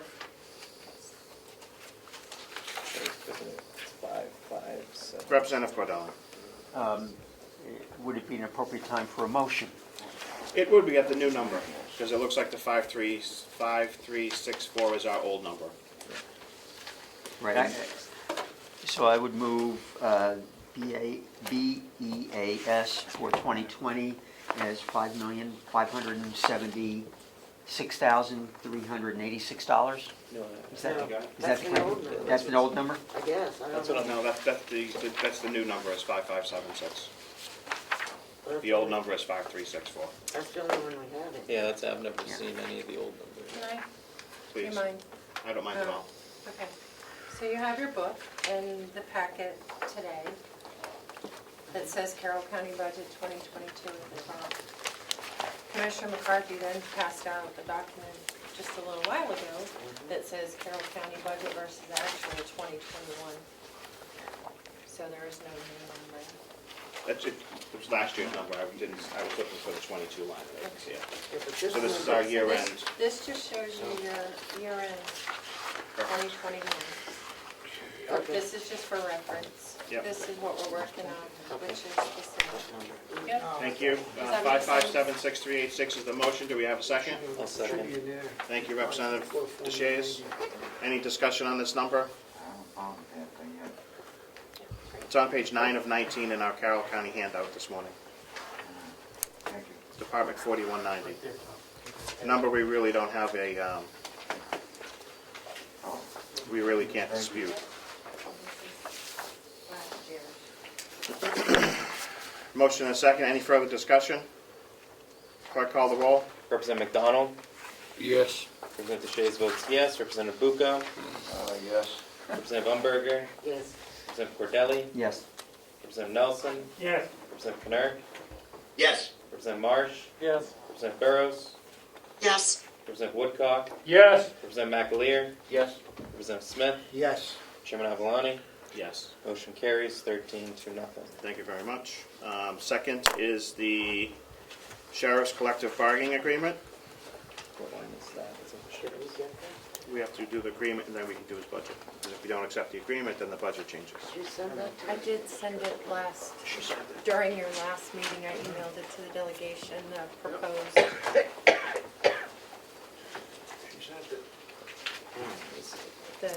The union contract that's been approved by the union and the commissioners.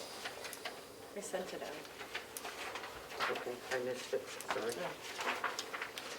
Not your fault. Okay. As in past practice, we have approved or denied collective bargaining agreements. Motion to accept the Sheriff's Bargaining Agreement. I'll make that motion. Thank you, Representative McDonald. Do we have a second?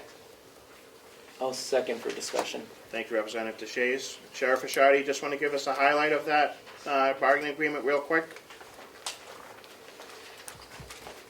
Yes, thank you. Like I said at the last meeting, the two major changes were wage and incentive. The wage was 5% for the first year, 4% for the second year, and 3% for the third year. It's a 3-year contract that would begin April 1, 2022 and end March 31st, 2025. Wages would cover both the deputies' positions and the dispatch positions, all full-time employees. The incentive was really not a big increase. It's estimated about $2,500, which would be covered in the education budget. And it would allow a incentive pay for a degree if someone wishes to, that has a degree and wishes to be paid for that. It's a one-time benefit, and it's not a multi-year. If they take the other incentive, which allows some payback for courses taken, then they cannot apply for that degree program. So it's one or the other. The only other additional item was the call-out time went from 3 hours to 4 hours. Because basically they are on call for 4-hour shift periods, and most of the state is a 4-hour call-out period. Thank you. Paid at time and a half. Thank you. Any questions for the sheriff on his bargaining agreement, and only his bargaining agreement? Representative DeShays. Am I allowed to ask who negotiated it on behalf of the county? No. I'm not allowed to? Okay. No, it would be the sheriff, if it's his department. Well, I know sometimes HRs will do it. Okay. Could be the sheriff and the commissioner. Seeing no further questions, clerk call the roll. Okay, yeah, Representative Umberger. no, we had a motion, so. Representative McDonald? Yes. Representative DeShays votes yes. Representative Bucco? Yes. Representative Umberger? Yes. Representative Cordelli? Abstains? I didn't look at it. Representative Nelson? Yes. Representative Pinard? Yes. Representative Marsh? Yes. Representative Burrows? Yes. Representative Woodcock? Yes. Representative McAleer? Yes. Representative Smith? Yes. Chairman Avalani? Yes. The motion carries 12-0 with one abstention. Thank you. Sheriff, your department proposed, does that include your budgeted items for the collective bargaining agreement? It does. Outside of the only request that I asked last week was that increase for dispatch pay for market increase. Okay, so what we're discussing right now does not affect your sheriff's department. Correct. So we could move your bottom line of 1716681.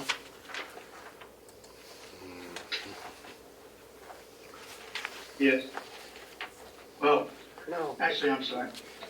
The cruiser would be the only, although that's in capital fund, so I'm sorry.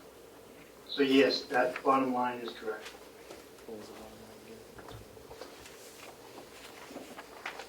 Oh, yeah, that's what I had here. I thought we read something different. Representative Von Berger. Does this figure include the, whatever you want to call it, for the dispatchers? The extra money? Not yet. That's in his next budget. Oh, okay, so that's, okay. This is just the sheriff's department for right now. Thank you. That's okay, Representative. Sleep, I'm tired. That's okay. Trust me, it's been since 4 o'clock, so. I'll make the motion to approve. 1 second. Okay. All right. 1716681. Representative DeShays moves. Do we have a second? Second. Representative Woodcock, thank you.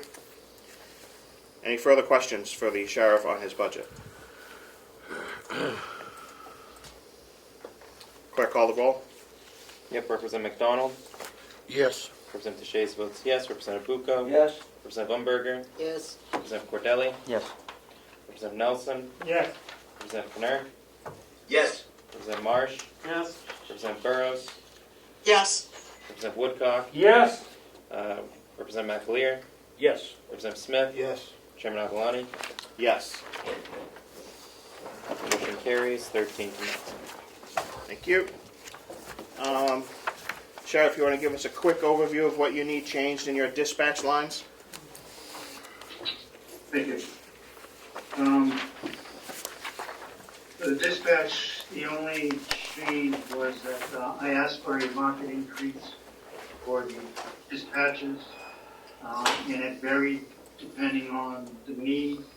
The biggest increase was $1.75 to the bottom three. And then the middle 5 were $1.50 and the top 2 were 50 cents. This would be on the base salary hourly rate to kind of bring them in line to what is existing around the county and the state. And since our last meeting, I did get another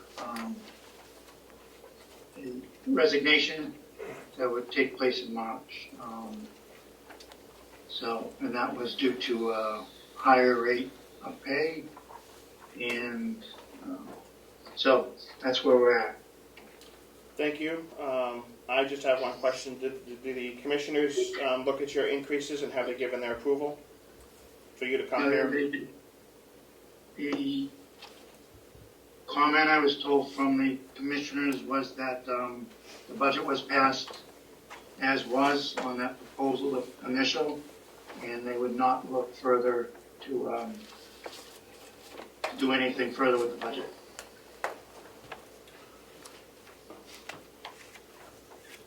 Commissioner Platts, are you still with us? I am. The commissioners did not wish to take a position on the increases for the dispatchers? We didn't discuss it.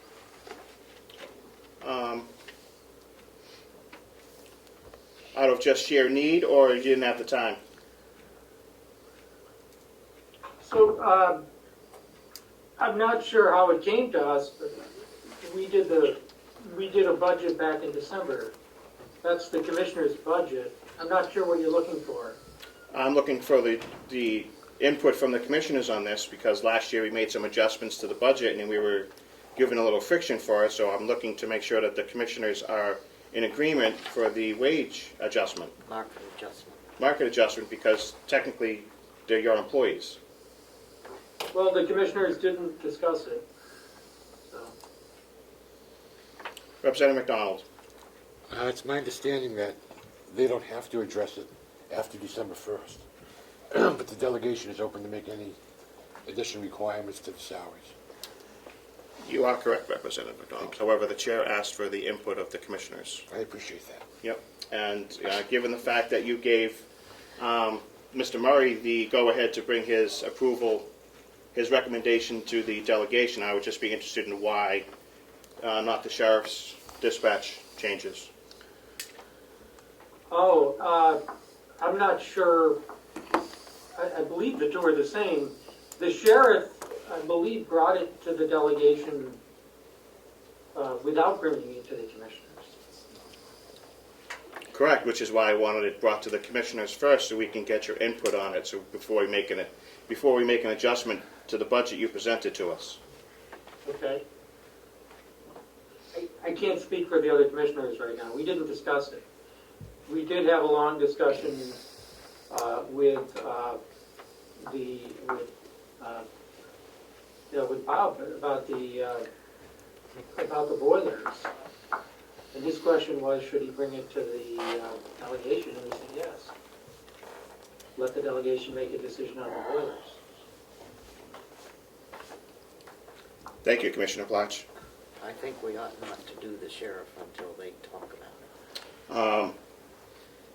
The mood in the room is to have the commissioners go over this with the sheriff's department, with the sheriff, to get your input on this as well.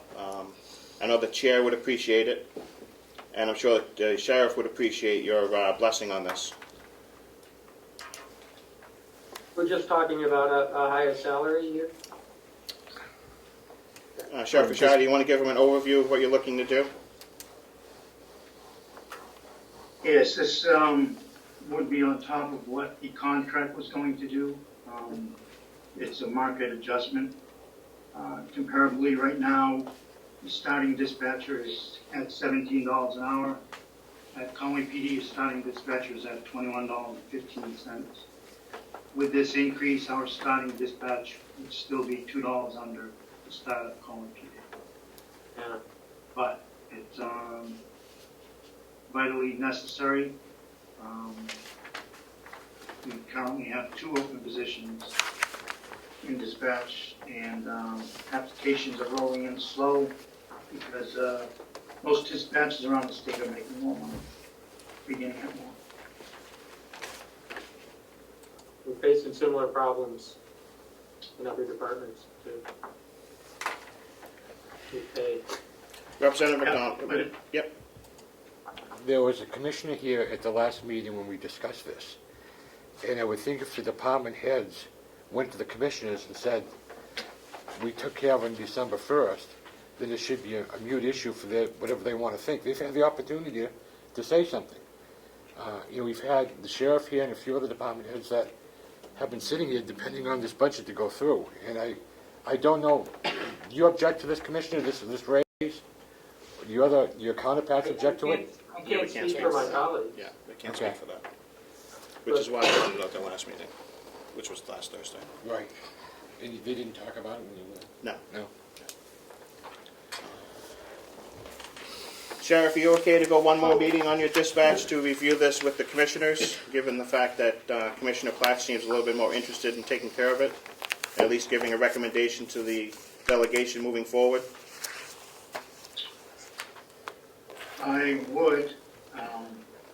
I would agree with Representative McDonald that it may not be necessary, but I will do what we need to do. No, we're not to gonna. make this smoother. And if I am right, I believe they said the same thing to the county attorney, that they would not be looking at hers last week either. Representative Woodcock. Thank you, Mr. Chairman. Sheriff, is there any, what is the negative impact if this is held off for, what is it, a month? Another week or two. Another week or two, or in terms of your hiring or situation? This won't go into effect until April. I don't think it, Yeah, right. I don't think it would have a devastating effect. It would be nice to, I do have an interview next week, so it would have been nice to know that I could offer $2 more an hour than what I can on Tuesday. Okay, thank you. Thank you, Mr. Chairman. Yep, thank you. Representative McAleer. I make a motion that we accept this budget. Do you have a number? The number is 829,298.10. No. Oh, No, it's 889. okay, Where are we? the number glasses on. 889,298.10. Where's that number coming from? It's a sheet that was handed out today. Dispatch center sheet. The revised request, that's a separate sheet. Which would mean in the salaries that we accept 663,861.88. Mr. Chairman, I'll second the motion. For discussion? No, I'm seconding the motion. Thank you. Representative Bosch? I don't have that sheet. You came up with one. Here.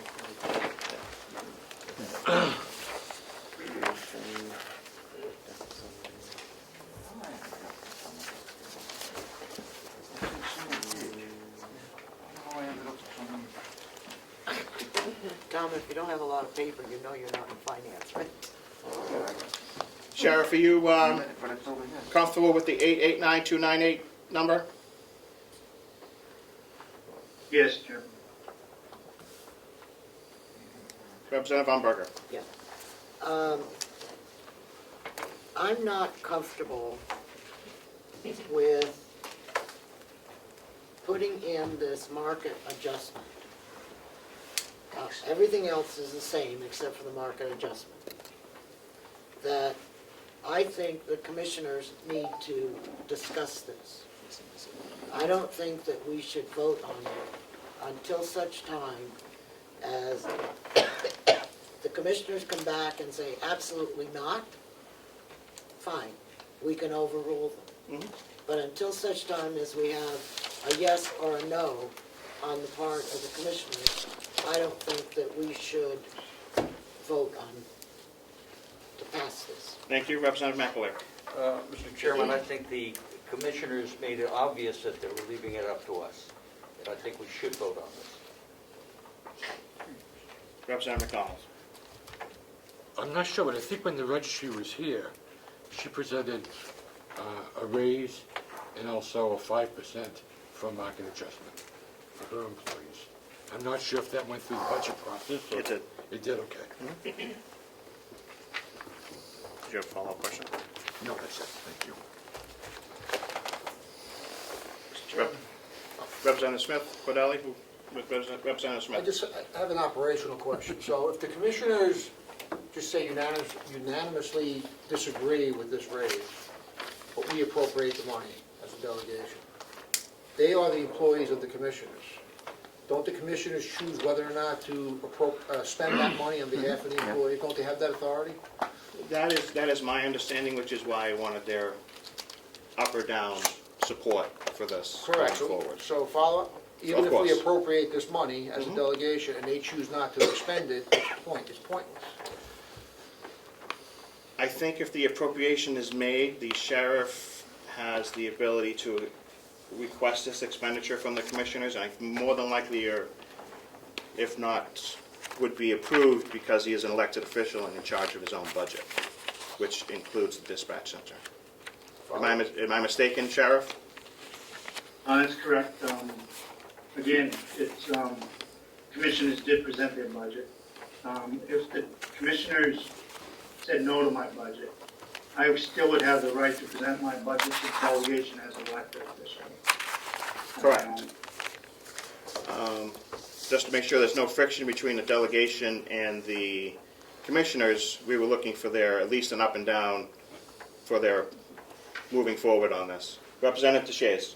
Yeah, thank you for recognizing me, Mr. Chairman, and Mr. Sheriff, do you need this market adjustment for your department to be able to operate to its full capacity of what you expect to serve the residents of Carroll County?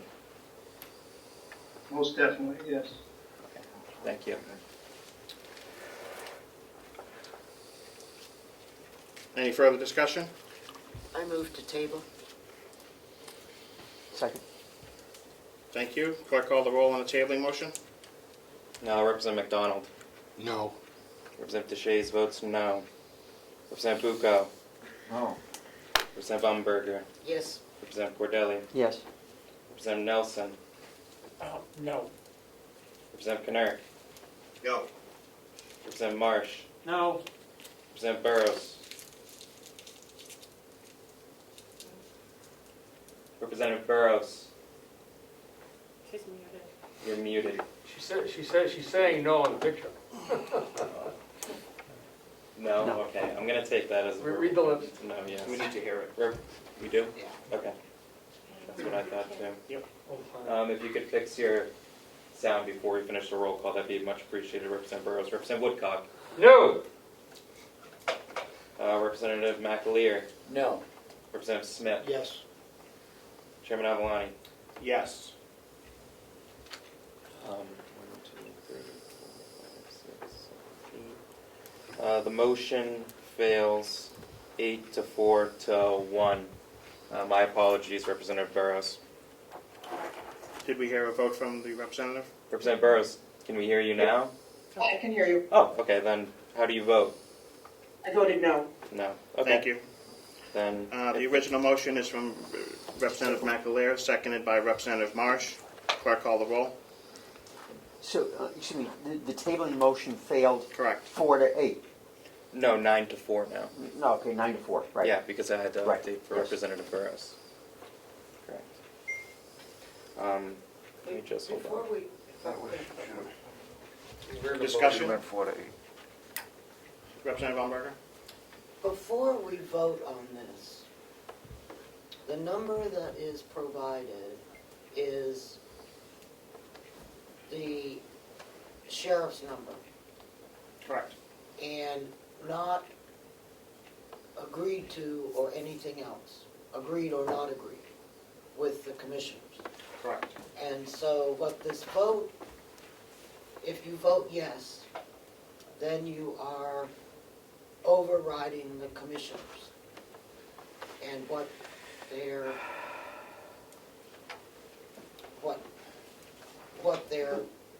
budget is. And I'm not saying that for some reason or other, they obviously, or maybe not obviously, but didn't understand what the sheriff and the county attorney were presenting to them when they made the comment, well, we set the budget in December. And that's it. Because we've had several things come to us that were not in the budget on December 1st. Correct. So, I mean, And some have come with the commissioner's blessing and some have not. So just to be fair and consistent, I would like the commissioner's blessing. absolutely. But it's obvious the will of the delegation is different than the chairman's. I mean, I hate to vote no, but I'm gonna vote no because I don't have a yes or a no definitive from the commissioners. Correct, and I would share that concern. Representative McAleer. Yes, thank you for taking my question. I would say that the argument that the commissioners have not given their yes or not given their no is simply not clear. I do believe that they have put this in the delegation's hands, and I think we ought to take it over. Representative Cordelli. Thank you. Irregardless, this is not going to, if it's approved by the delegation now, or if it's not approved, and we wait a week or two, it's not going to take effect until April 1st. So it makes no difference whether we pass it today or wait 2 weeks and pass it with or without commissioner's recommendation at that point. Representative McDonald. I'm not going to base my vote on the commissioner's recommendation. I'm going to base my vote on what the departments head have said for the need.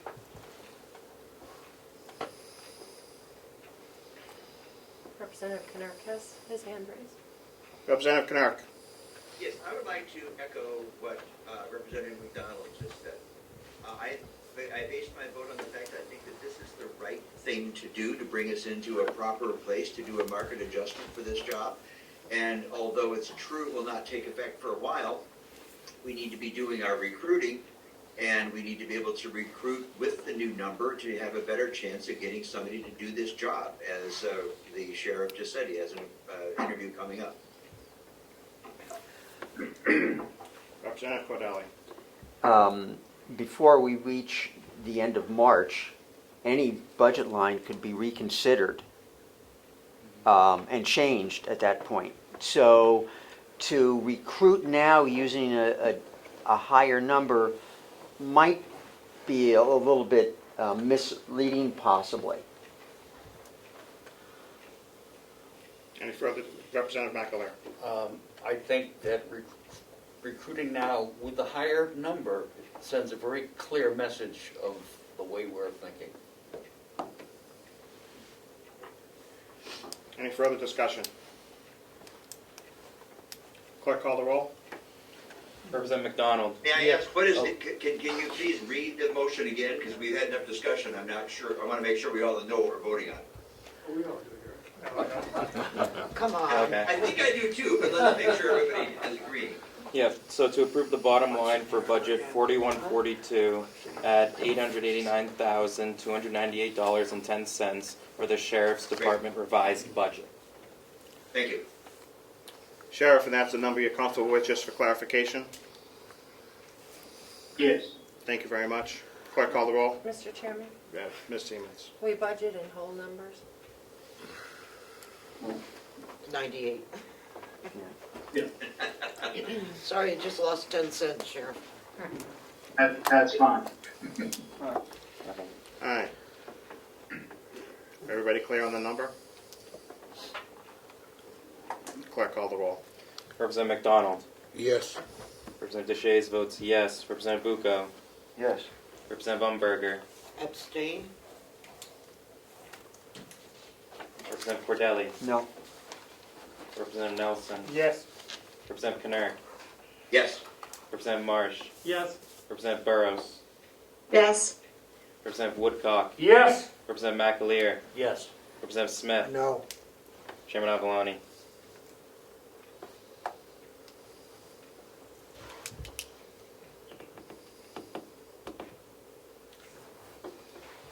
Yes. And I hope that the commissioner that is remaining understands the concern the chair has. The motion carries 11 to 2 with 1 abstention. Thank you. Thank you. No, 10 to 2 with 1 abstention. My apologies. Sheriff, we're going to hold on to your Lean over foot. Representative Umberger. Yes, I just want to make sure that the minutes reflect the fact that we really, those that voted no or abstained, really wanted input from the commissioners. Our position was not on anything else other than we had not gotten any input. The minutes will reflect that, Representative Umberger. Thank you. And we're going to have the same thing with the county attorney. We'll see how that discussion goes. Sheriff, did we approve your line items for your cruisers? I know that's a need. Haven't We done could do capital. that, that'd be great. Yeah, we're just, You haven't approved any capital? No, we haven't approved anything in capital.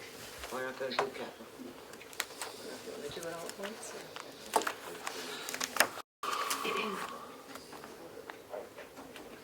do you have the, well, they're gonna relook at your, I'm using ARPA money to expand your dispatch room. Is it okay if that waits for another week or two? Yes, the two of them could wait if you wanted to for capital funding. Okay. Again, the word from, not from mouth to mouth from commissioners to me, but from their recording secretary, the executive administrator, was that, again, the budget was done and they did not want to use ARPA money for that purpose of the dispatch renovation. Thank you for that clarification. We will review this in another meeting. Thank you, Sheriff, for your time today. Thank you. Thank all of you. Last one of the day. We'll do the convention budget next week. Didn't worry about it. No, not at all. Well, at least the fan. We reviewed the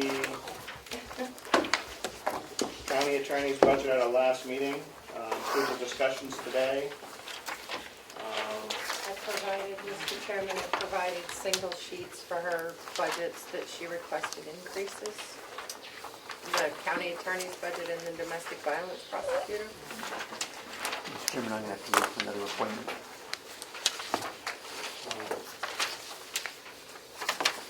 Thank you. Thank you. Sorry, to run a little long. I only see one for her. 433, No, 40. they're two. Mine. Maybe. Domestic violence prosecutor we can do first. That seems to be a non-issue. Well, it's the same issue we just had. Yeah, I think the commissioners have gotten the message on this. We don't need to beat a dead horse. Go right ahead, County Attorney Andrews. Thank you, and I appreciate you allowing me to come back and speak on this matter.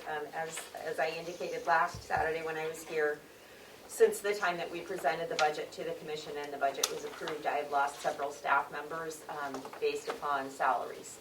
And so I am requesting that we get our salaries in line. I have one attorney position that I have had posted for, I believe, almost 5 weeks now and have received 0 applicants on. My office, as of next Friday, will be operating with 30% fewer attorneys than what we need. Obviously, that is crushing to the attorneys that are left in the office. we need to be able to try to recruit people to fill these positions. It's unfair to the victims of Carroll County to have prosecutors with crushing caseloads trying to move forward and prosecute cases. We have an ethical obligation not to take on more cases than we can confidently manage. And I'm very concerned about how we manage that.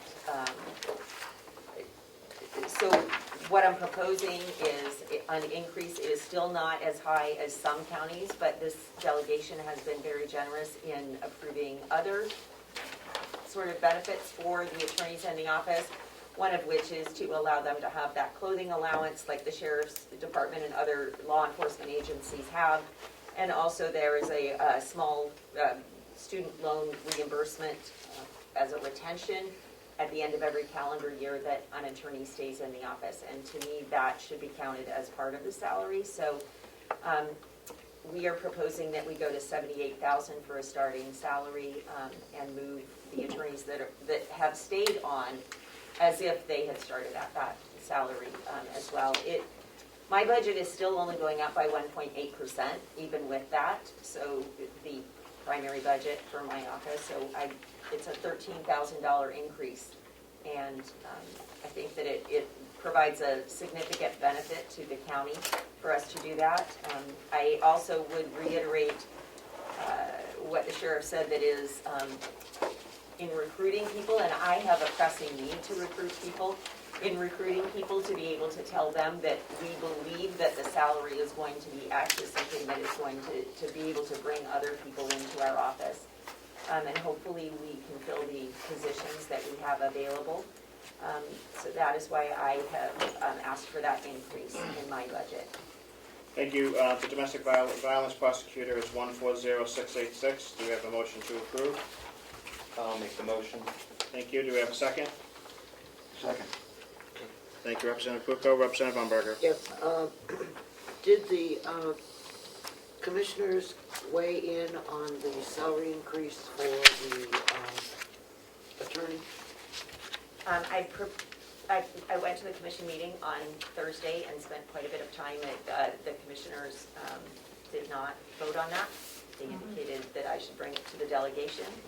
So I'm back here again. I will note that this is the, at least in the last 8 days, the third meeting I've been to for this. And as I indicated, we are a little short-staffed, so not that your time isn't important. I know that it is, and I absolutely appreciate you giving me your time. But we really need to fill these positions, and so I would urge you to hopefully give us the ability to fill these positions. Motion and a second on the DVP prosecutor. DV prosecutor. I'll second it.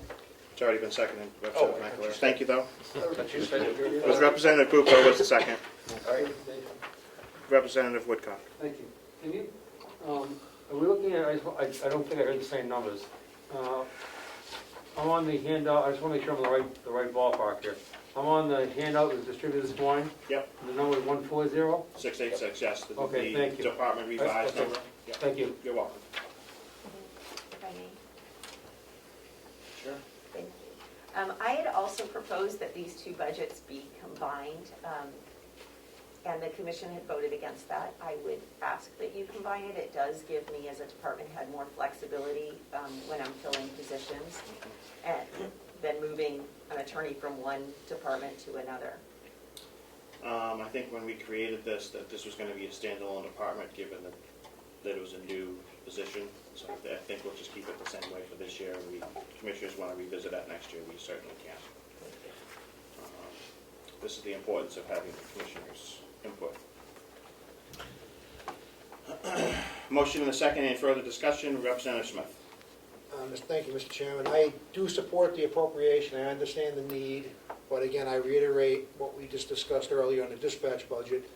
I firmly believe the commissioners should have weighed in and took a position on this. Even if they voted no, I would have voted yes, but at this point, I cannot vote yes for this particular motion. Representative Nelson. Thank you. I'm in the same boat. I support what they're doing. I'm mad at the commissioners for not taking the position. I'm disappointed. And I would hate to start a precedent that they're going to play a game, I hate to be that blunt, with this going on. So I'm not going to vote against. I want to see the increase, but I'm not going to vote yes on this. Representative Burns has it? Representative DeShays?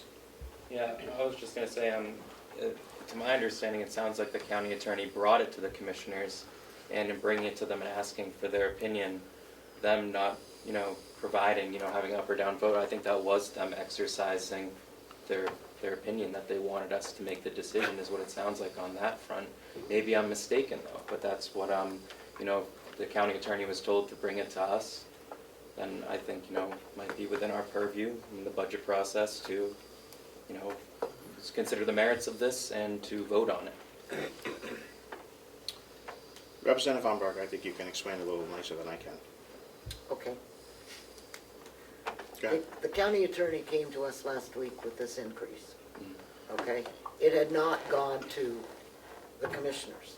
We asked her to take it to the commissioners to get their position on it. And they chose not to take a position, okay? Nor did they come to us and say, we're not taking a position. And Here now. I'm here now. well, I know, but you told us on Please interrupt, but yes, You, but you are interrupting the representative. 1 second, Commissioner. you told us on the sheriff commissioner that you didn't make a decision, and that you as one person weren't going to make a decision. So here we are in the same boat with the county attorney's office.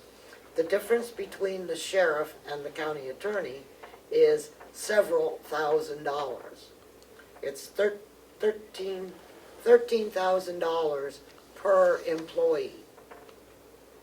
I don't think that's correct. Yes, it goes from 65 to 78. That's for one. That's for each, a new hire, plus everybody in the office is going up to 78, plus whatever results from time. So we're talking about, you told us we had 5, am I correct? You have 5, you need 5 attorneys. So the attorneys Okay. that left had been here for a long period of time. Right. I'm replacing them with brand-new attorneys, which gives me all of that flexibility in between. My total budget is going up by $13,000. That includes benefits, salary, Medicare, Social Security, and retirement. It's $13,000 total, not per person.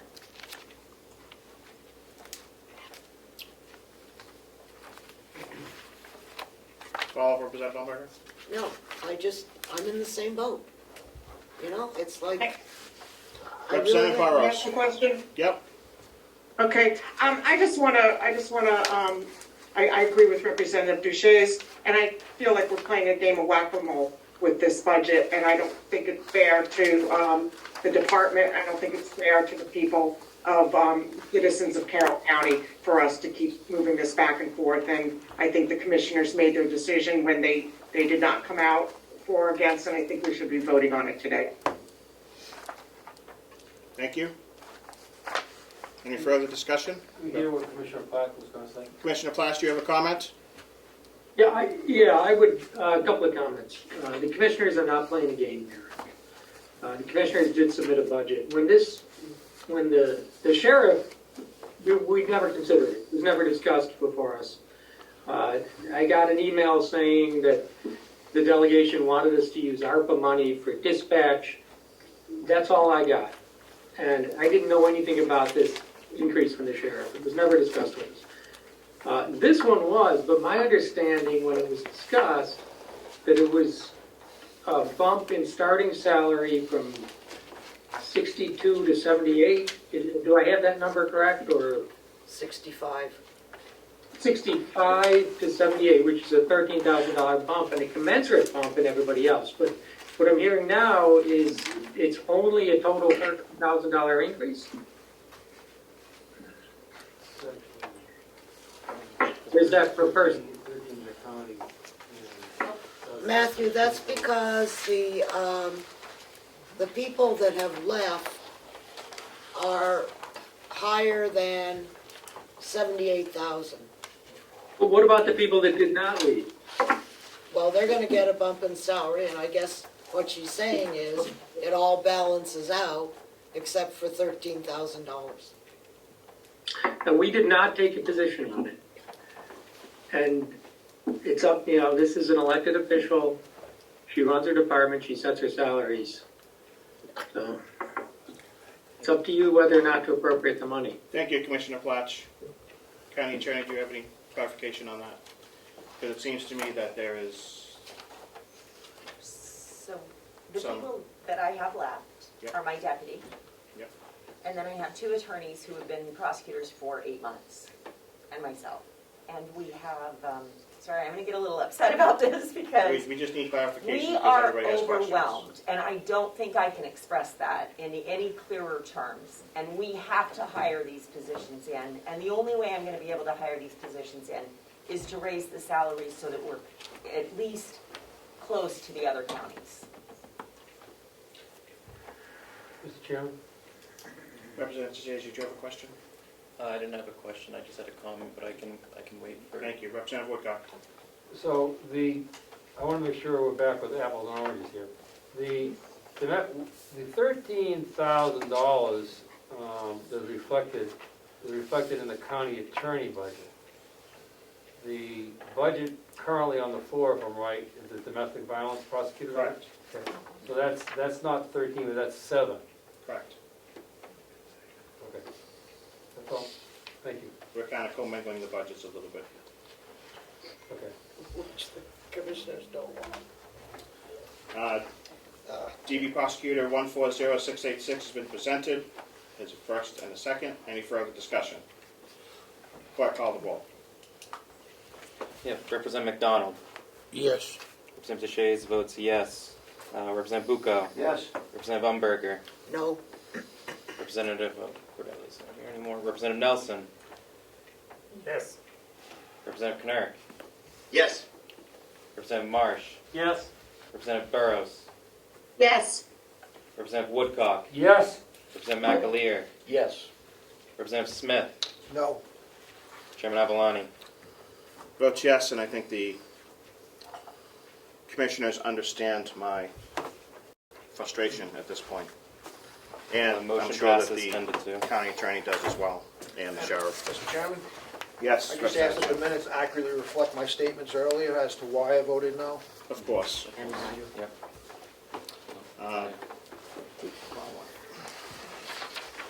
Moving on to the county attorney. While we can fund your salaries, we cannot give you the authority to set your starting wages. That is purely within your purview as an elected official. Given the fact that the commissioners have also not wanted to take a position on this as well, the number is 754-629. Motion to approve. So moved. Thank you. Representative Woodcock, do we have a second? Second. Representative DeShays. Any further discussion? Representative Smith. Thank you, Mr. Chairman. Same as earlier. My opinion's the same. Thank you. Commissioners haven't taken a position, so I will be voting no. Thank you. Same here. Completely understandable. We've given the commissioners time to weigh in on these, and we are back to square one. And this is the county attorney's overall budget, 4110? Correct. Okay. Just wanted to make sure. 4110. Correct. Oh, 41. Her main budget. Oh. Yeah, her that's main the- budget. Yeah. Yeah. I thought I'm going 4110. I thought it was 754 to 629. The question I have is, for these salaries, you have a full year of the new 78,000 in here? I do not, I have 3 quarters, and 1 quarter at the old salary. I want to thank you for that, which is why we have a 13,000, only an increase of 13,000. I would probably say that the next year's would be a little different at a full year. Having said that, first and a second. Have we gotten our first and a second? Yep, I second. Thank you. First. Any further discussion? Representative Marsh? I thought I saw the hand go up. Good.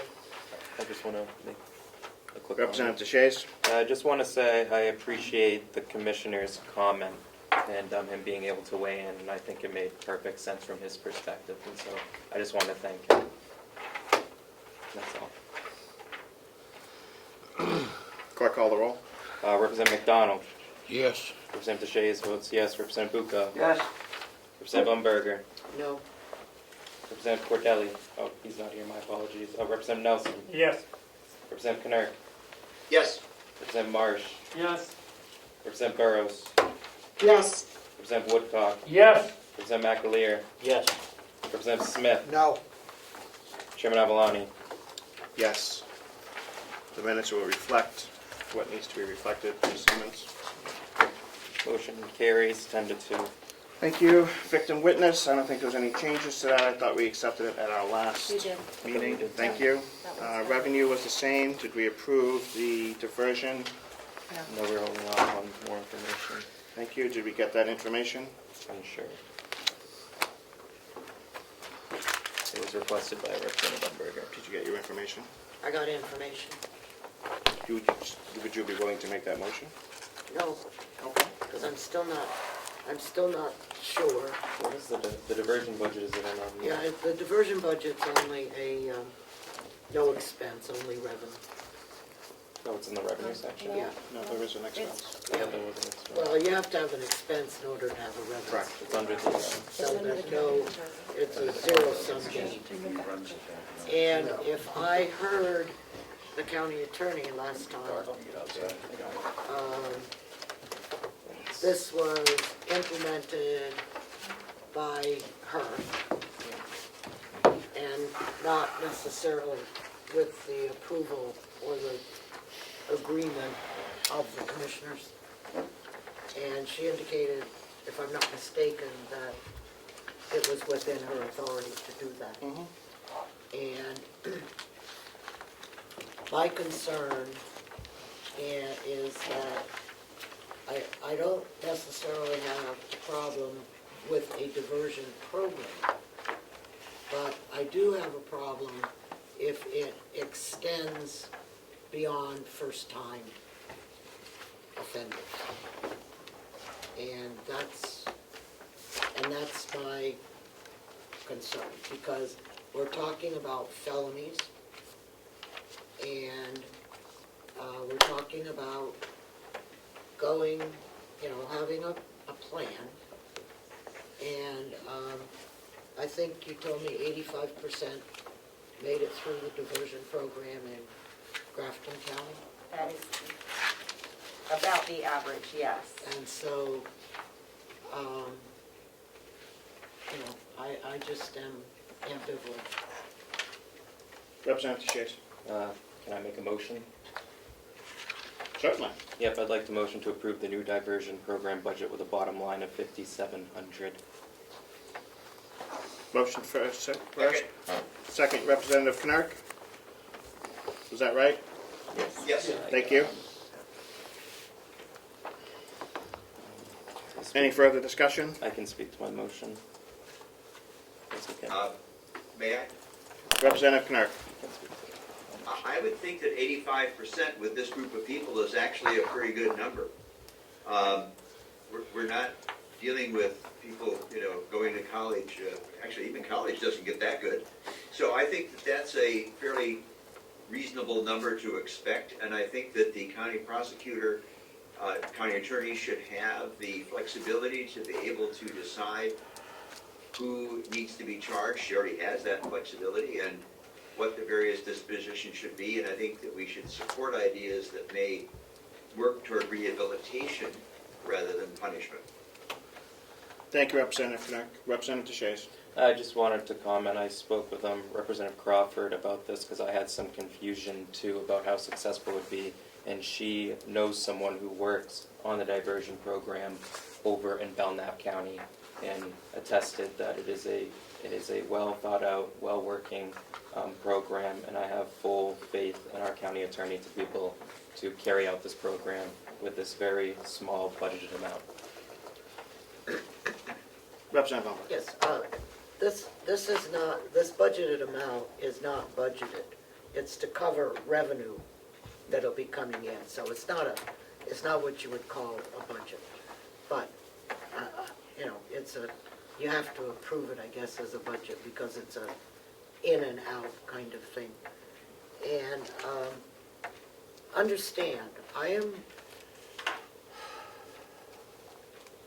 guess that what I would like to be sure is that at least once a quarter, that we get something that says, I have entered 25 people into the diversion program, and all of them are still currently in the diversion program, because diversion can run from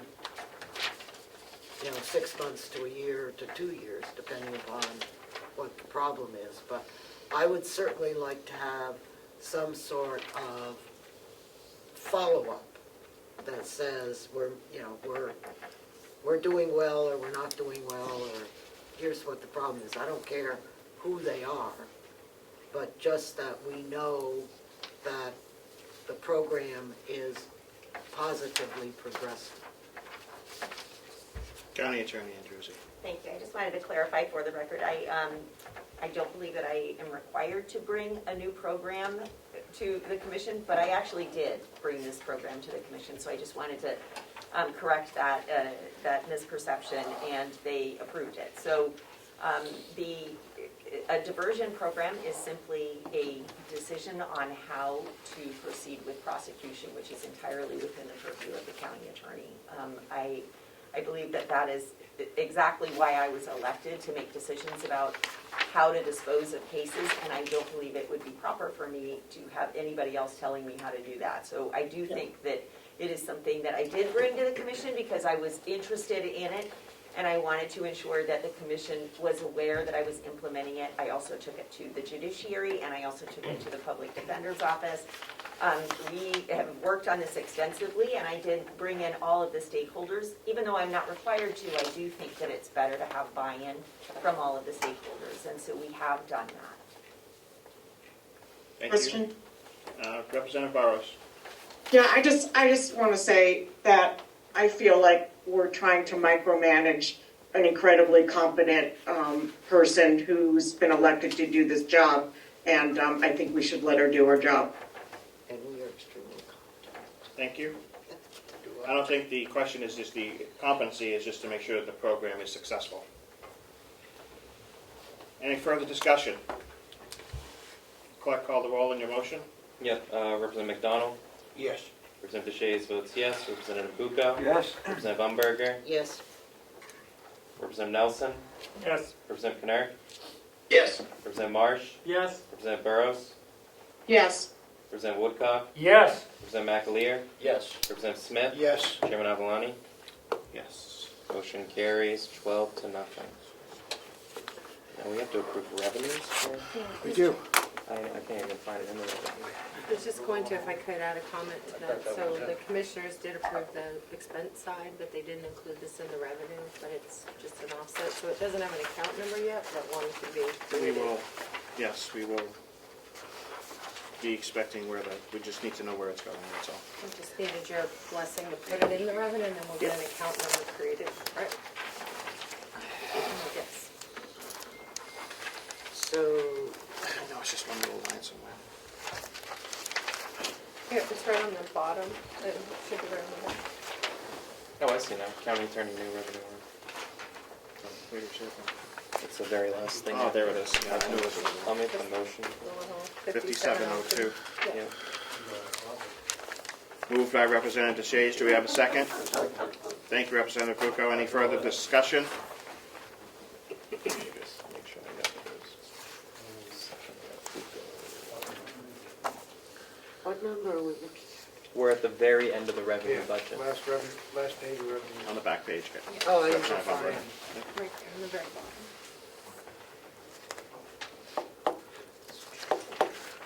Any questions, Representative Umberger?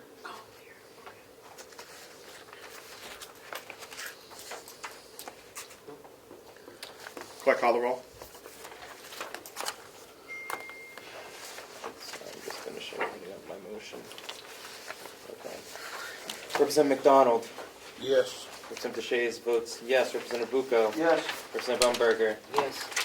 Representative Representative Nelson. Yes. Representative Knirk. Sorry, yes. Representative Marsh.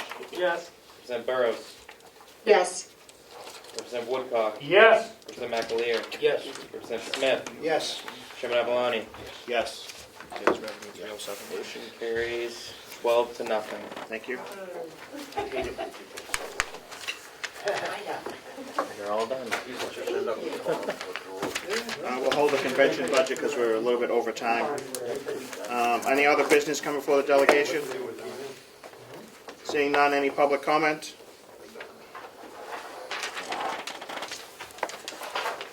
Did I see that hand? Yes, I have one thing. The registrar, at the last meeting, you reduced her equipment budget by $12,000 and asked her to get the vote of support from the commissioners to spend from her equipment fund. She did that. Now we just need a vote of the full delegation or the executive committee to allow her. Full delegation. Yeah. So, Next meeting. next meeting? Yep. Thank you. We're recessed to the call of the chair. Thank you, everyone. Thank you, sir. 407. Chairman.